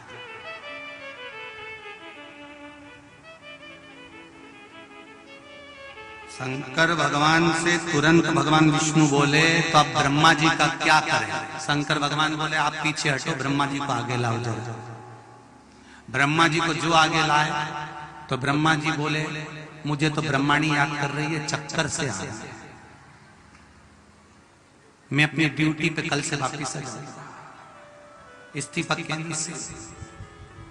भगवान ब्रह्मा जी ने भगवान विष्णु से कहा शंकर जी से बोलो तो सही, हर कभी हमारे काम में अड़चन उत्पन्न करेंगे।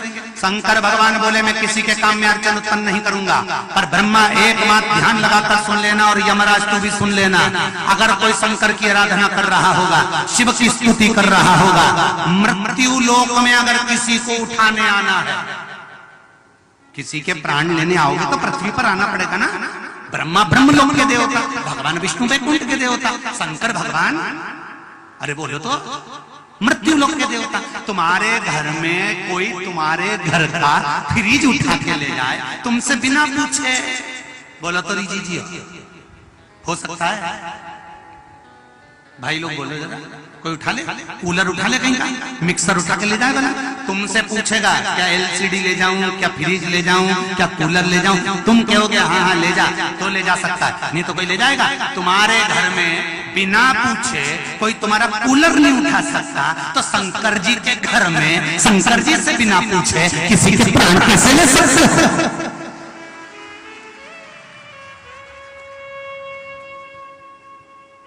ये मृत्यु लोक शिव का घर है। अकाल मृत्यु वो मरे जो काम करे चंडाल का, काल उसका क्या बिगाड़े जो भक्त हो। शंकर से बिना पूछे कौन लेकर जाएगा? अभी हरिद्वार कथा करने गए थे हम, नीलकंठ दर्शन करने गए थे, तुम्हें मालूम होगा। नीलकंठ दर्शन करके आ रहे थे, ड्राइवर का ध्यान हट गया, पहाड़ पे गाड़ी चढ़ गई, इधर गंगा जी इधर पहाड़, छोटा सा रास्ता, और मालूम पड़े गाड़ी चढ़ के पलट गई। बस एक पलटी खाई, दूसरी पलटी खाई, चारों चक्का ऊपर, सियोर वाला महाराज ने, और एक पलटी वो गाड़ी यूं डोली, वो जाती गंगा की खाई में।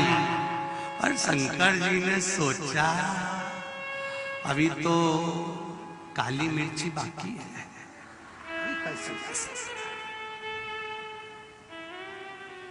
इतनी जल्दी जाके क्या करेगा? जाना तो सबको है, जो आया है वो जाएगा। चाहे बादाम खाओ तो भी जाओगे, नींद खाओ तो भी जाओगे, मेकअप करो तो भी जाओगे, नींद करो तो भी जाओगे। जाना सबको है, चाहे श्योर वाला हो चाहे आप हो, कोई भी होगा, मिलेंगे। वही थोड़ा सा एरिया चेंज हो सकता है पर अपना नहीं। कथा सुनने वाला, कथा बांचने वाला अगर दिल से बांच रहा है, सुनने वाला दिल से सुन रहा है, तो मेरा देव अधिदेव महादेव भी दिल से उसको गोदी में ले रहा है। बस यही कहा जाना सबको है, मौत से नहीं डरना साहब। दो से कभी मत डरना, एक उंगली उठाने वालों से जो तुम्हारे ऊपर आक्षेप लगाए, अपशब्द बोले, गालियां दे, ताने दे, बुराई करे और खूब कोसे, उतने तुम खुश होना। अरे भोलेनाथ बड़ी कृपा करिए, इनको पैदा कर कर तूने मुझे यही साफ कर दिया, बड़ी कृपा। एक उंगली उठाने वालों पर, ताने देने वालों पर, गाली देने वालों पर कभी भगवान से कहना बड़ी कृपा करी, तो दुखी होना ही नहीं इस बात के। और मृत्यु से भी नहीं डरना, ना तो उंगली उठाने वालों पे डरना, आक्षेप लगाने वालों से डरना, अपशब्द वालों से नहीं डरना, और दूसरा मृत्यु से भी नहीं डरना। मौत तो निश्चित है, 7 कालों में बंद हो जाओ तो भी आएगी, नहीं होगे तो भी आएगी, वो तो आना तो निश्चित। कब तक मौत से डर के जियोगे? मैं तो मौसम्बी का जूस नहीं पीती, मेरे को सर्दी हो जाती है, और दूसरे का खून पी जाता है।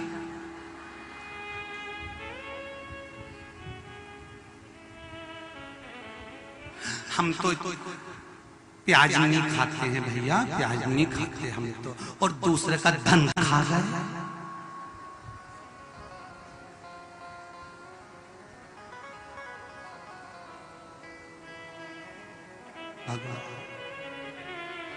इसीलिए सियोर वाला महाराज बहुत बुरा लोगों के लिए, जब देखो जब लोग, क्योंकि कथा कथा है, उसको समझो, अपनी जिंदगी में उतारो, अपने जीवन में उतारो। रामायण वही है, भागवत वही है, शिवपुराण वही है, उसको उतारो तो।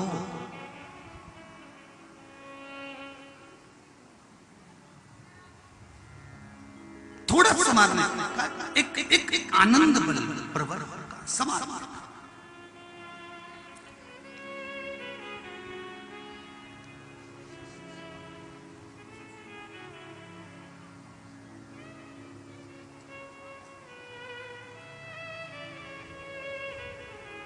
एक आनंद की अनुभूति हो, एक रस तत्व की अनुभूति हो, सुख की अनुभूति हो। महाराज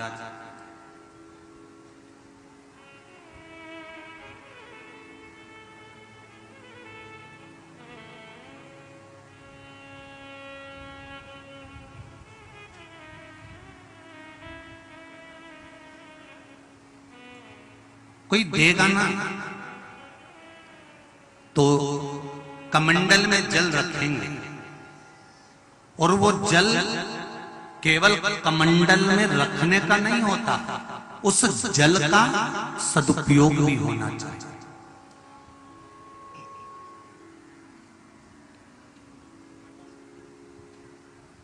पहली नदी कौन सी प्रकट हुई है? जम के बोलो, यमुना। दूसरी नदी गंगा। तीसरी नदी प्रकट होने वाली है कमंडल में। मैं जल रखूंगा पर जन हित के लिए रखूंगा, संपूर्ण विश्व कल्याण के लिए। सर्वे भवन्तु सुखी, कोई दुखी ना हो।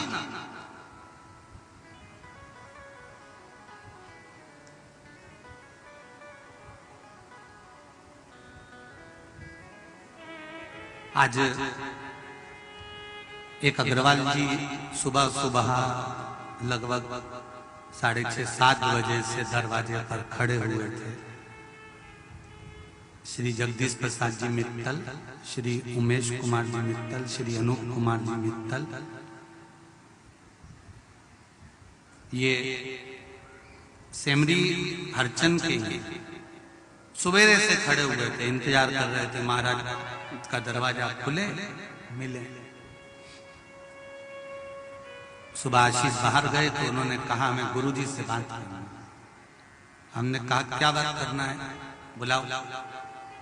ठाकुर सेवा करी, बाबा का मंत्र जाप किया, बाहर आके बैठे तो मित्तल साहब कह रहे थे गुरुजी इस पूरे क्षेत्र में गौओं की बड़ी विचित्र दशा, इसलिए मन है कि यहाँ क्षेत्र में कहीं गौशाला का निर्माण हो।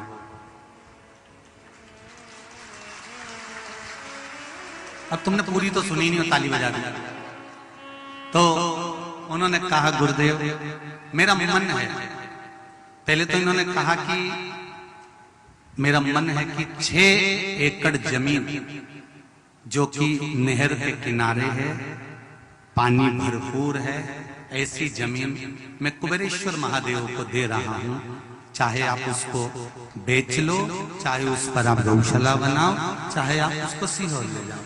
हमने इनसे कहा कि वो 6 एकड़ जमीन कुबेरेश्वर महादेव के लिए सीहोर लेके जाने की जरूरत क्या है? अगर यहाँ गौ माता की दशा गड़बड़ है तो वो जमीन भले कुबेरेश्वर महादेव की हो, पर वो जमीन पर गौशाला निर्माण कहीं पर हो और उसका संचालन आप।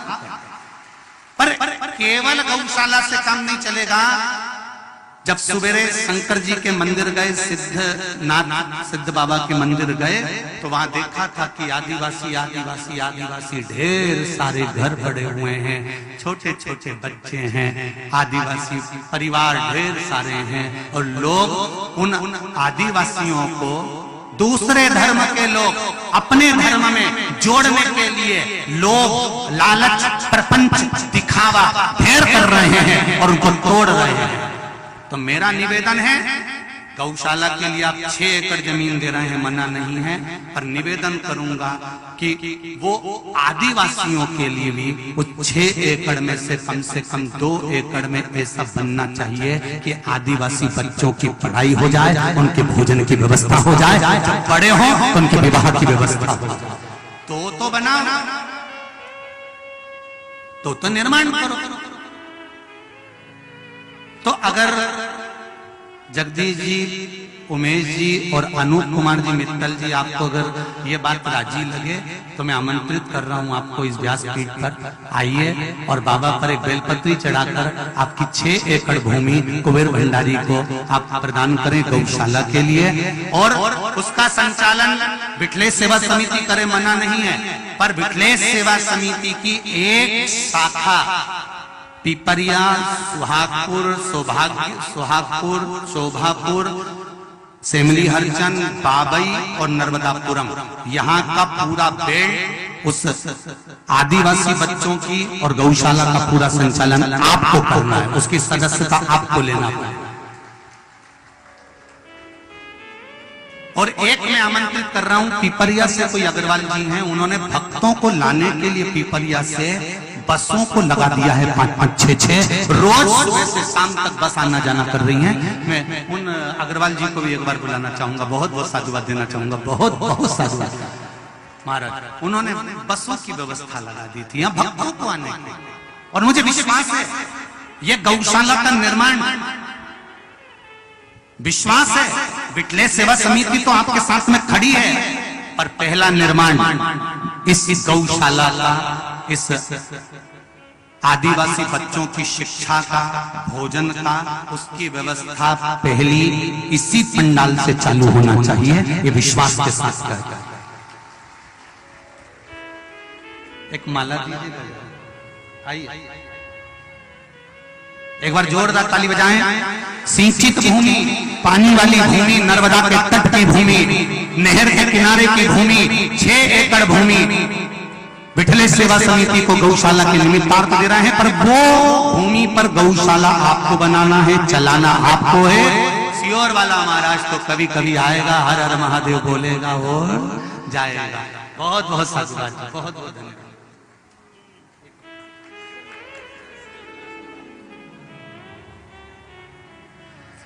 बहुत बहुत साधुवाद आदरणीय जगदीश प्रसाद जी, उमेश कुमार जी और अनोख कुमार जी मित्तल जी को 6 एकड़ जमीन के साथ में जिस दिन भूमि पूजन होगा इस जमीन का, उस दिन 11 लाख रुपए की राशि ये गौशाला निर्माण के लिए देंगे। जोरदार ताली बजाएं। और भी दानदाता इस भूमि पर विराजमान है। मैं निवेदन करूंगा इस गौशाला का निर्माण और इस आदिवासी बच्चों की विद्या, विवाह और आदि कार्य की व्यवस्था आपको करना है विठलेश सेवा समिति के साथ में। बैसाख का महीना मौका फिर नहीं मिलेगा। ये शरीर दिया है और धन उस बाबा ने दिया है, दिल से लुटा, फिर मौका नहीं मिलेगा। हमारे लिए नहीं, परिवार के लिए तो आपने बहुत बनाया और बहुत करा, ये आप कर रहे हो दूसरे के लिए, और व्यवस्था दूसरे की होना चाहिए। साधुता में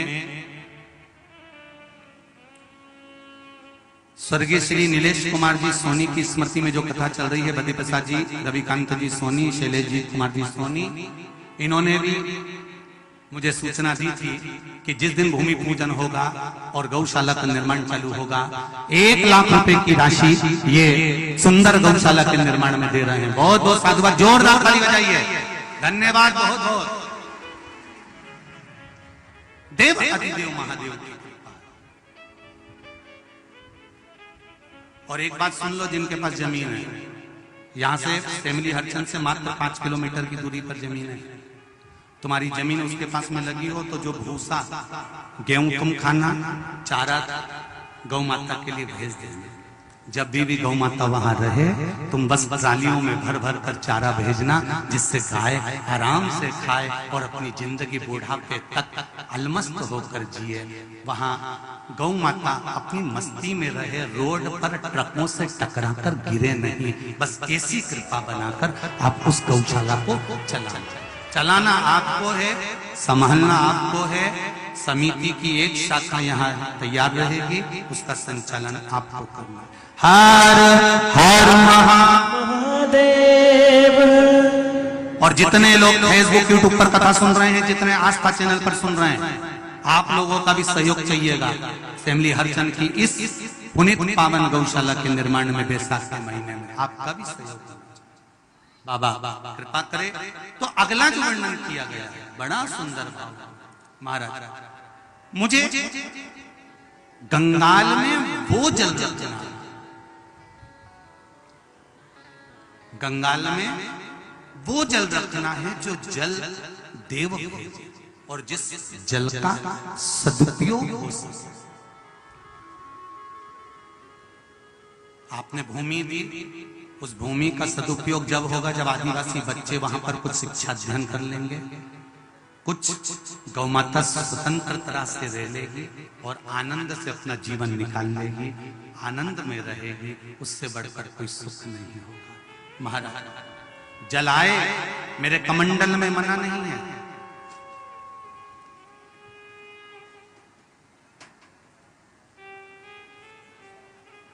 और जितने आस्था पर सुन रहे हैं, जितने फेसबुक यूट्यूब पर सुन रहे हैं कथा, जितने फैमिली हरचंद में सुन रहे हैं, सबसे निवेदन है, ये गौशाला कोई साधारण जगह पर नहीं है।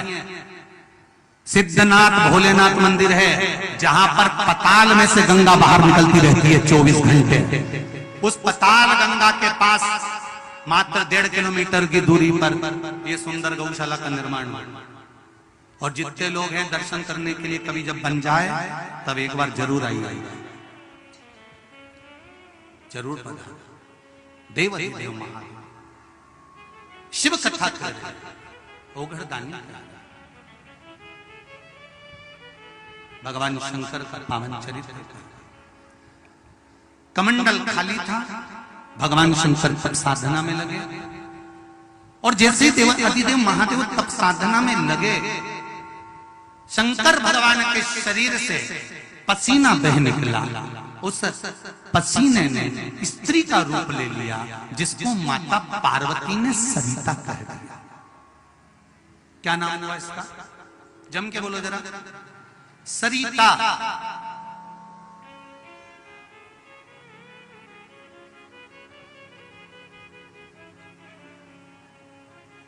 माता पार्वती जी ने सरिता नाम रखा। सरिता रोती है, शिवजी से कहती है, बाबा मैं आपके शरीर का पसीना हूं। बाबा मैं आपके शरीर का पसीना हूं। लोग मुझसे नफरत करेंगे क्योंकि पसीना किसको अच्छा लगता है? थोड़ा सा शरीर में पसीना आए तो लोगों को बुरा लगता है, रुमाल उठाया पोंछ लेते, घर जाकर मुंह धो लेते हैं। शरीर का पसीना किसको अच्छा लगेगा? बाबा मैं आपके शरीर का पसीना हूं, दुनिया मुझसे नफरत करेगी। शंकर भगवान कहते हैं तुम चिंता मत करो सरिता, तुम जाओ और ब्रह्मा जी के कमंडल में जाकर बैठ जाओ।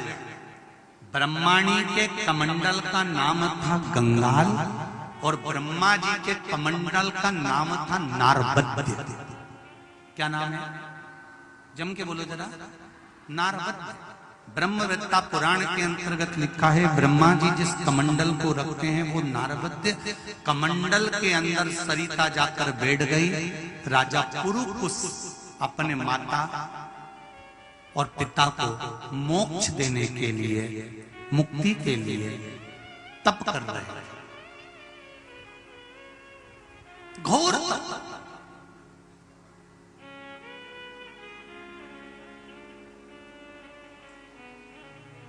राजा पुरुकुस ने तप करना प्रारंभ करा। नर्मदा पुराण कर रही है, राजा पुरुकुस तप करना प्रारंभ करता,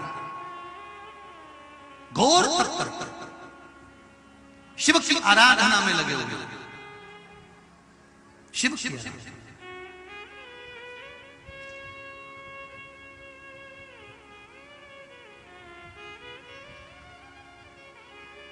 और वही ऐसी सुबाना आए ना ऐसी जिस दिन जुबा पे, जिस दिन जुबा पे मेरे आए ना शिव का नाम। ऐसी सुबाना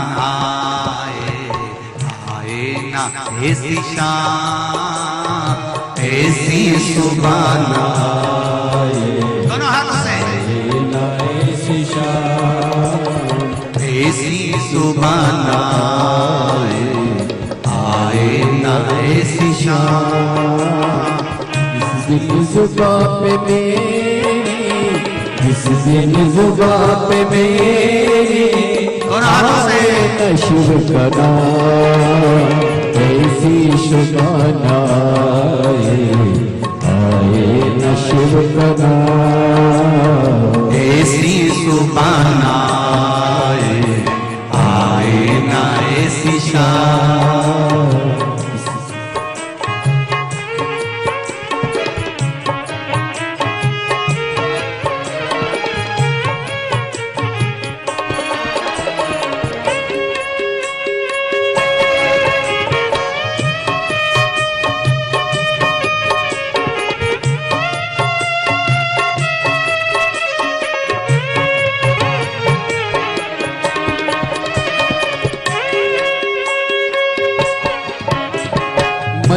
मंदिर में वास है तेरा, तेरी छवि बसाई।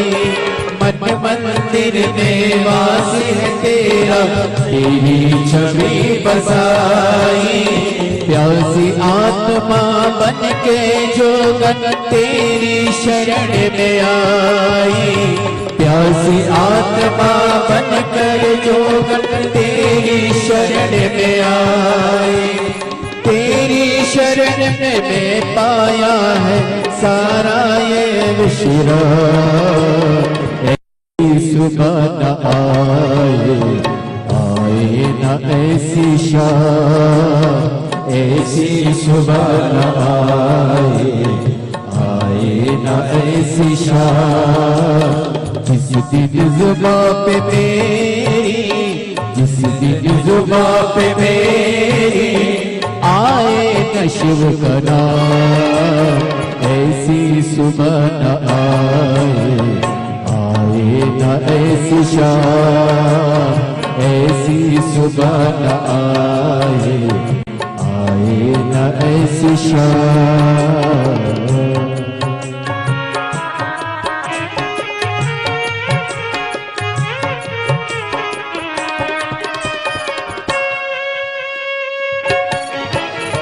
सर्व कला संपन्न तुम ही हो हे मेरे परमेश्वर, सर्व कला संपन्न तुम ही हो हे मेरे परमेश्वर।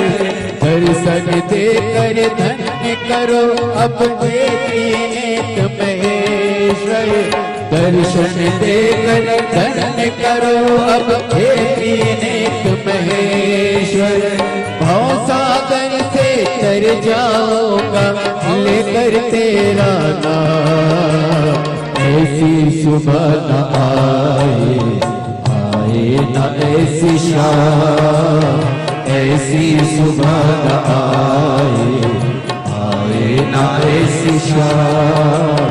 जिस दिन जुबां पे मेरी, जिस दिन जुबां पे मेरी आए न शिव का नाम, ऐसी सुबह न आए, दोनों हाथ से ऐसी शाम, ऐसी सुबह न आए, आए न ऐसी शाम।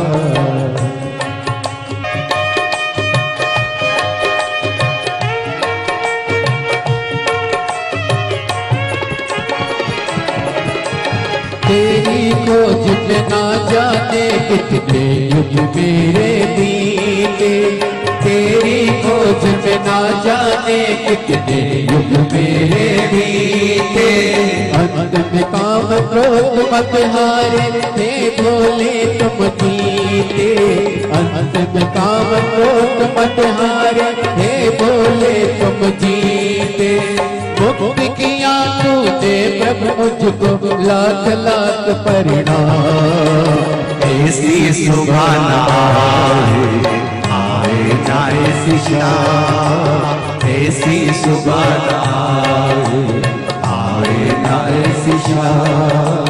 जिस दिन जुबां पे मेरे, जिस दिन जुबां पे मेरे आए न शिव का नाम, ऐसी सुबह न आए, आए न ऐसी शाम, ऐसी सुबह न आए, आए न ऐसी शाम। ओ ऐसी सुबह न आए, आए न ऐसी शाम, ऐसी सुबह न आए, आए न ऐसी शाम। जिस दिन जुबां पे मेरे, आए न ऐसी शाम, ऐसी सुबह न आए, आए न ऐसी शाम। हर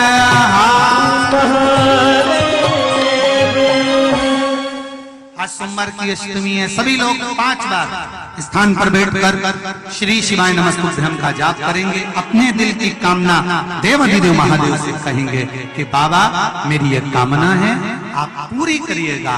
आज सोमवार की अष्टमी है और मैं शिव महापुराण की कथा आस्था चैनल पर, फेसबुक, यूट्यूब पर और पंडाल में बैठकर श्रवण कर रहा हूँ। मेरी कामना आपको पूर्ण करना है। शम सब लोग बोलेंगे प्रेम से, दिल से, बाबा से पहले अपनी कामना कर लो, फिर बाबा से कहिए बड़े आनंद के साथ में, हे देवाधिदेव महादेव, हे शंभु, हे त्रिकालदर्शी, हे कैलाशी, हे अविनाशी, हे मेरे शिव, आप करुणा करने वाले हैं, आप उदार हैं, आप दातार हैं। दुनिया के दुख आपने हर लिए तो मेरे दुख को भी आप ही हरोगे। हे करुणा सागर, हे त्रिकालदर्शी, आप मुझे जरूर अपना बनाएंगे, कृपा करेंगे, मेरे दुखों को आप हरेंगे। श्री शिवाय नमस्तुभ्यं, श्री शिवाय नमस्तुभ्यं, श्री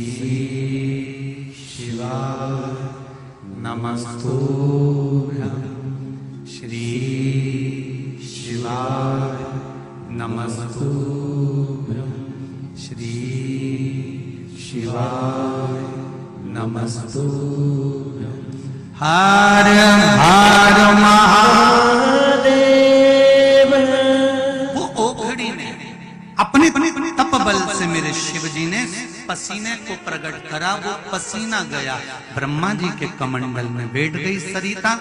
सरिता जब ब्रह्मा जी के कमंडल में जाकर बैठ गई, तब समय आया राजा पुरुकुस ने तप करा अपने माता पिता को मोक्ष देने के लिए। तब शिव जी ने पूछा, राजा पुरुकुस तुम्हें क्या चाहिए? महाराज मेरे माता पिता को परम धाम देना है, तो आप कृपा कर दीजिए। शंकर जी ने कहा, मैं एक नदी को प्रकट कर रहा हूं, उस नदी का जल जब आपके माता पिता उसमें स्पर्श करेंगे, उसका स्मरण करेंगे, तो तुम्हारे माता पिता को परम धाम मिल जाएगा। शंकर भगवान ने ब्रह्मा जी से कहा, ब्रह्मदेव आपके कमंडल से सरिता को छोड़िए। सरिता कमंडल में से निकलकर नीचे आई। शंकर भगवान ने कहा, सरिता तुम ब्रह्मा जी के कमंडल से निकल कर आई हो। ब्रह्मा जी के कमंडल का नाम नारबद्य है, इसलिए तुम्हारा नाम आज से नर्मदा होगा। तुम्हारा नाम नर्मदा। आ गई मां, पधार गई मां इस भूमंडल पर।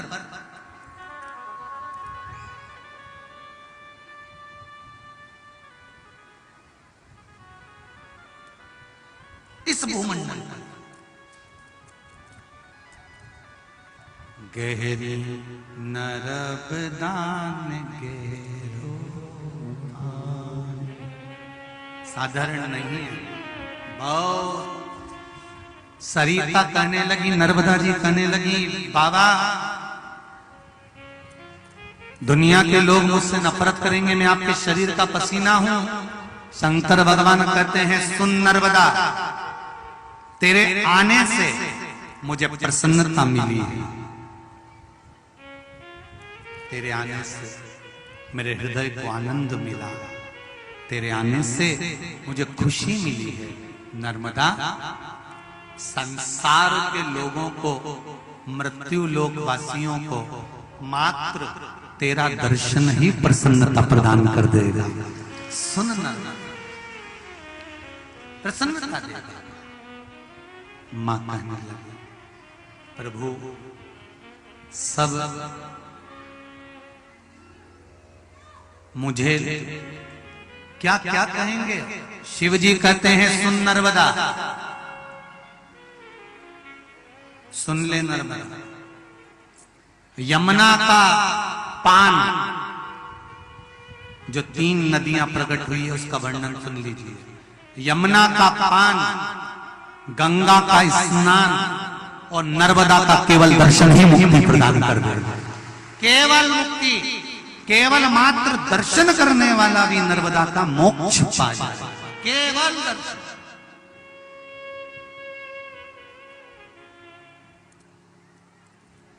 सुन लो नर्मदापुरम वासियों, और जो नर्मदा जी के तट पर रहते हैं, आपको इस व्यासपीठ के आपको चरणों को कोटि कोटि नमन है कि नर्मदा का रोज दर्शन आप करते हैं। प्रतिदिन मां नर्मदा की गोद में खेलते हैं, प्रतिदिन मां नर्मदा का सुंदर दुग्ध पान, जल पान आप करते हैं। मां नर्मदा जी के आंचल में पलकर बड़े होते हैं और मां नर्मदा की गोद में रहते हैं। जो बाहर की बेटियां विवाह करके नर्मदा के इस क्षेत्र में आती होंगी, उनके भाग्य प्रबल होंगे कि यहाँ आकर वो बहुओं की किस्मत खुल जाती होगी कि नर्मदा जी के घाट की बहू बनी। नर्मदा के घाट की बहू है नर्मदा।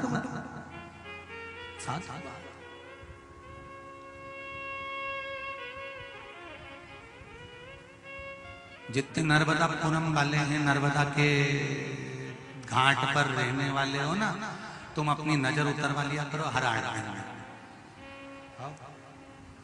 कोई नजर न लगा दे तुमको।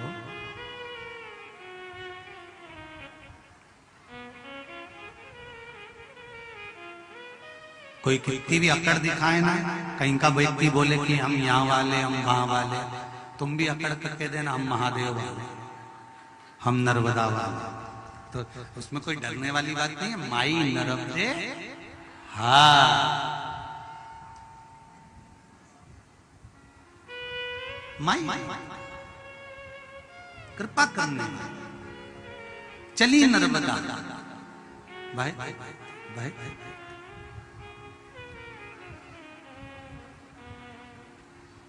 अमर कंठ से चली नर्मदा, अमर कंठ से चली नर्मदा, वो तो घाटन घाट पूजाई हो, माई नर्मदा कहाई हो, वो तो घाटन घाट पूजाई हो, माई नर्मदा कहाई हो, माई नर्मदा का निर्मल पानी हो, माई नर्मदा का। ऐसी मां नर्मदा बहती हुई चली। शिव जी ने कह दिया गंगा की 100 डुबकी, नर्मदा जी की 1 डुबकी जीवन का कल्याण कर देगी, जीवन का कल्याण। सारे संत दौड़ दौड़ के नर्मदा जी में नहाने चले, सब दौड़े और नर्मदा जी की ओर बढ़े। जैसे ही संत नर्मदा जी की ओर बढ़े, नर्मदा जी हाथ जोड़ के खड़ी हो गई। संतों क्या कर रहे हो? मुझ में स्नान कर रहे हो? तुम्हें मालूम नहीं मैं कुंवारी हूं?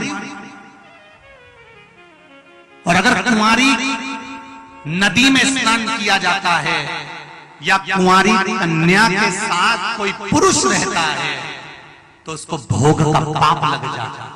मालूम नहीं है? तुम अपने वस्त्र उतार कर संतों नर्मदा के जल में अगर कूदोगे तो तुम्हारी कुंवारी कन्या के भोग का पाप लग जाएगा। इसलिए मुझ में पांव मत रखना रे संत, तुम उतर मत जाना मेरे जल में। संत रुको, ठहरो, साधु रुको, ठहरो। संत रुक गए, सारे संत इकट्ठे के होकर सीधे महादेव जी के पास पहुंचे। हर हर। शिव जी ने पूछा क्या बात है, क्यों चिल्ला रहे हो, क्या हो क्या गया? आप ही ने तो कहा था गंगा की 100 डुबकी और नर्मदा की 1 डुबकी। हम नर्मदा जी नहाने के लिए गए तो नर्मदा जी तो हाथ जोड़ के खड़ी हो गई कि मैं कुंवारी हूं। नर्मदा जी हाथ जोड़कर खड़ी हो गई कि मैं कुंवारी हूं। अगर नर्मदा जी कुंवारी रहेगी तो उसमें कोई संत, कोई पुरुष कैसे नहाएगा? कोई जेंट्स पुरुष उस नर्मदा के जल में कैसे जाएगा? अगर नर्मदा जी कुंवारी रहती है तो कोई पुरुष उसमें स्नान नहीं कर सकता, क्योंकि नर्मदा कहती है कि मैं श्राप दे दूंगी, क्योंकि मैं कुंवारी और तुम उसमें वस्त्र उतार कर अगर स्नान करोगे तो भोग का पाप लगेगा। फिर कोई कैसे नहाए? संतों ने देवाधिदेव महादेव से प्रार्थना करी। शंकर भगवान तो नेत्र बंद करके बैठ गए थे, नेत्र खोलने को तैयार नहीं थे। जो नहाने के लिए नर्मदा जी के घाट पर जाए, नर्मदा जी उसके हाथ जोड़ ले, भैया नाना मैं कुंवारी हूं, तू पुरुष है, मैं तुझे श्राप दे दूंगी, तुझे एक कन्या के भोग का पाप लग जाएगा अगर तू नहाया तो निकल यहां से। सबको नर्मदा जी ने भगा दिया। ढेर लगे शंकर जी के दरवाजे पर, ढेर एकत्रित हो गए ढेर।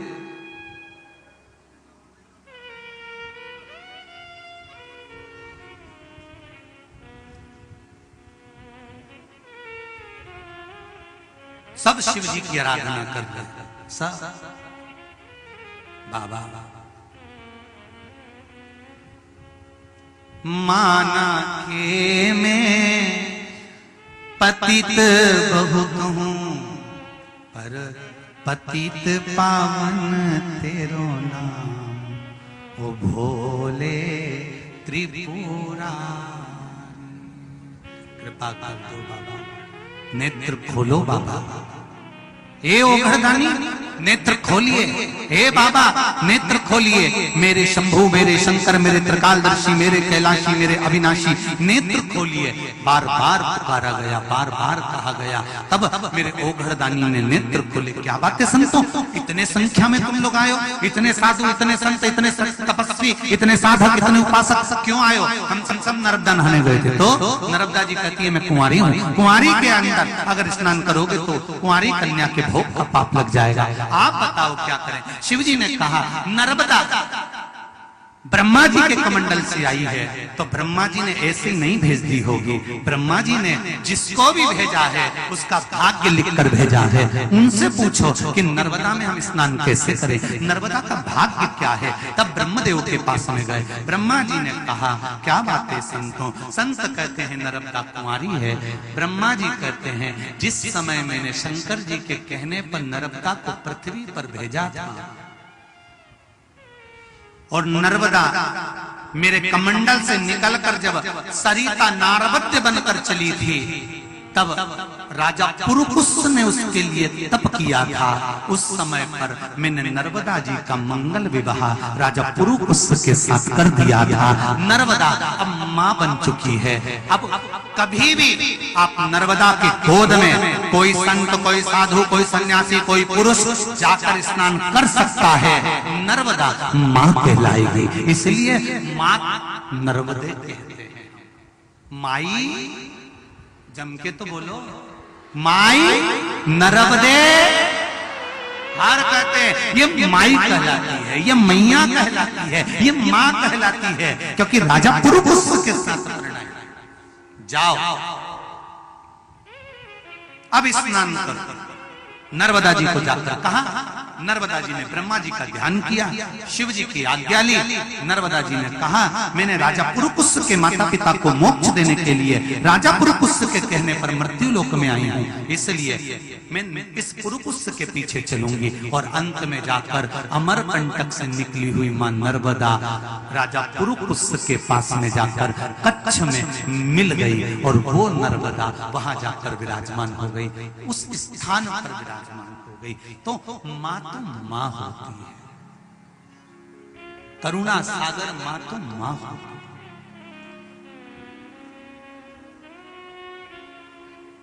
साधारण नहीं है मां। अगर नर्मदा जी कुंवारी कहां पर है? जल्दी बोलो। जहां से चली, कहां? अरे बोलो जम के। अमरकंठ से जहां से चली, 7 गांव तक नर्मदा जी चलते चलते चलते चलते, क्योंकि वहां छोटी सी है, छोटी सी चली, चलती चलती चलती चलती जब राजा पुरुकुस के पास में पहुंचने लगी है, तब मां पुरुकुस के भाव से मां मां कहलाने लगी है। मातृत्व है।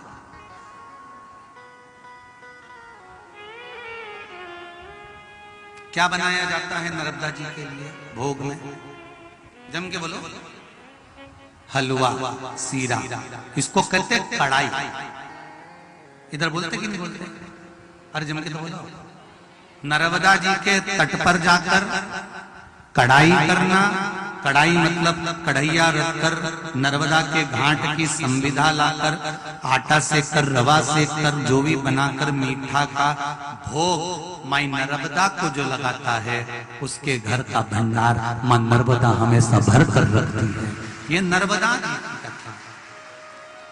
नर्मदा के घाट पर, माई नर्मदा के घाट पर जाकर जो भंडारा करता है, भोजन कराता है, जल पिलाता है, पानी पिलाता है, छाछ पिलाता है, जो आदि मीठे का भोग लगाकर माई को, जनमानस को, संत साधु सन्यासी नर्मदा परकम्मा वासी इनको कुछ पवाता है, उसका जीवन माई नर्मदा सार्थक कर देती है, आनंदित कर देती है, ये जीवन का एक सुख दे देती है। हम भी प्रयास करेंगे। नर्मदा के तट पर ये भूमि दी गई है, हम भी प्रयास करेंगे कि यहाँ पर भी कोई सदाव्रती अगर आएगा, परिक्रमा करने वाला आए, जीवन पर्यंत भोजन कर कर फिर जाए। आजीवन भोजन भंडारा यहाँ पर भी, नर्मदा के घाट पर भी, यहाँ पर भी आजीवन भोजन भंडारा चलता रहेगा, जैसे कुबेर भंडारी के। हाँ, एक बात और सुन लो। आज किसी बच्चे ने नितिन साहू, कौन सा है, छुरछरिया, कौन सा गांव है, छरिया छरिया छुरिया छुरिया है छत्तीसगढ़, वहां से किसी बच्चे ने फोटो भेजा था कुबेरेश्वर धाम का और कहा था, गुरुजी मैं और मेरी दादी आज कुबेरेश्वर धाम आए हुए हैं, पर यहाँ गर्मी बहुत तेज पड़ रही है गुरुदेव, इतनी गर्मी पड़ रही है कि मेरी दादी को चक्कर आ गए थे, इसलिए मैं निवेदन करना चाहता हूँ गुरुदेव कि रुद्राक्ष इतनी गर्मी में मत बांटो। तो आज उस बेटे के कहने पर, छोटा सा बेटा है, तो मैं निवेदन करूंगा जब तक गर्मी का टेम्परेचर डाउन नहीं हो जाता, कुछ नॉर्मलता नहीं आ जाती, आज से अभी से रुद्राक्ष बटना बंद, जब तक गर्मी कम होगी तब तक रुद्राक्ष वितरण। आप अगर उसके फोटो भी भेजे उस बच्चे ने, अगर हो आस्था चैनल वालों के पास में तो फोटो दिखाओ। वो बच्चे ने जो फोटो भेजे वो दिखाई है कि गर्मी में लोग खड़े हैं। हमको इतना अंदाजा नहीं मालूम था, कोई सूचना नहीं थी हम जो बेटे ने कहा। तो सूचना अगर मिली है, भले छोटा बेटा है और कुबेरेश्वर धाम से जुड़ा है, तो कुबेरेश्वर धाम के आप परिवार वाले हो, आपका 1 रुपया भी अगर कुबेरेश्वर धाम में लगा है तो आप उसके परिवार वाले हो। आप दिल से कह सकते हो, हमको खबर कर सकते हो कि यहाँ ये सूचना। तो आज से, अभी से सूचना मिल जाए, कल से रुद्राक्ष वितरण बंद रहेगा जब तक ये टेम्परेचर कम नहीं होगा। जब तक थोड़ा नॉर्मलता नहीं आती तब तक रुद्राक्ष वितरण नहीं होगा। हम नहीं चाहते कि गर्मी में आप लोग परेशान हो, कष्ट में आए, इसलिए रुद्राक्ष उत्सव आने वाले समय में जब भी थोड़ा बहुत भी नॉर्मलता आएगी तब आपको व्यासपीठ से सूचना दी जाएगी, तब रुद्राक्ष वितरण चालू होगा। जब तक रुद्राक्ष वितरण बंद रहेगा। और मेरा बच्चे से निवेदन है, साहू समाज में जिस बच्चे ने भेजा उसको साधुवाद देता हूँ। एक बार जोरदार ताली बजाओ प्रेरणा देने के लिए। बहुत बहुत धन्यवाद, बहुत बहुत साधुवाद बेटा। हर हर महादेव। तो जो लोग रुद्राक्ष लेने आ रहे हैं उनसे निवेदन है, कल से रुद्राक्ष नहीं मिलेगा, आज से रुद्राक्ष अभी से बंद कर दिया जाता है। इसका स्मरण रहे। वहां जो कार्यकर्ता हो, कथा सुन रहे हो तो सूचना पर ध्यान दीजिए। शिव महापुराण की कथा कहती है 12 ज्योतिर्लिंग का वर्णन किया गया। पहला सोमनाथ जी का वर्णन करा, जिसमें चंद्रदेव पर काया का रोग हो गया। उस रोग को भगवान शंकर ने सही करा। एक पत्र आया है बड़ा सुंदर, ध्यान दीजिए, बड़ा सुंदर पत्र।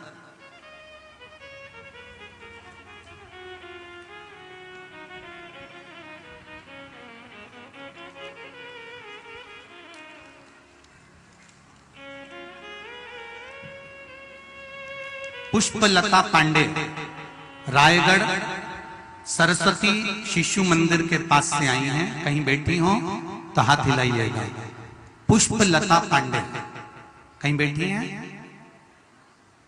जहां बैठी हो हाथ हिलाइएगा। पुष्पलता जी पांडे आप ही हैं? दोनों हाथ हिलाइए एक बार। बहुत बहुत साधुवादता। आपने लिखा है, गुरुजी चरणों को नमन करती हूँ। गुरुजी मैं शिव जी की महिमा का वर्णन करना चाहती हूँ।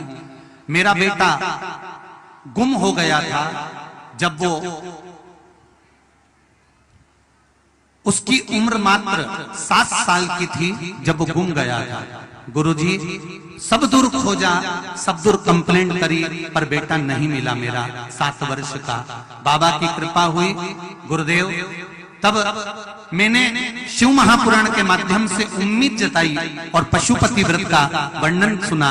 तब मैंने करना प्रारंभ करा और बाबा की कृपा से 11 साल के बाद मेरा बेटा मुझे प्राप्त हो गया। ये शिव कृपा है। बधाई हो बहन, बहुत बहुत। हर हर महादेव। बैठिए बैठिए बैठिए। एक पत्र और बड़ा सुंदर आया है, ये भी सुन लीजिए, बड़ा सुंदर।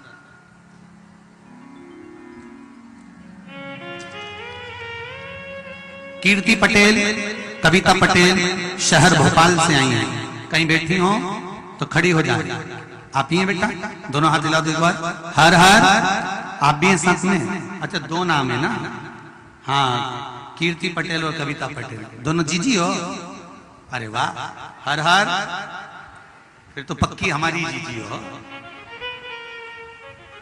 पत्र में लिखा है जीजियों आपने, हमारे लिए चमत्कार का वर्णन करती है गुरुदेव। मेरे पापा जी के हाथों में ऐसा रोग हो गया था जिसका इलाज डॉक्टरों के पास भी नहीं था।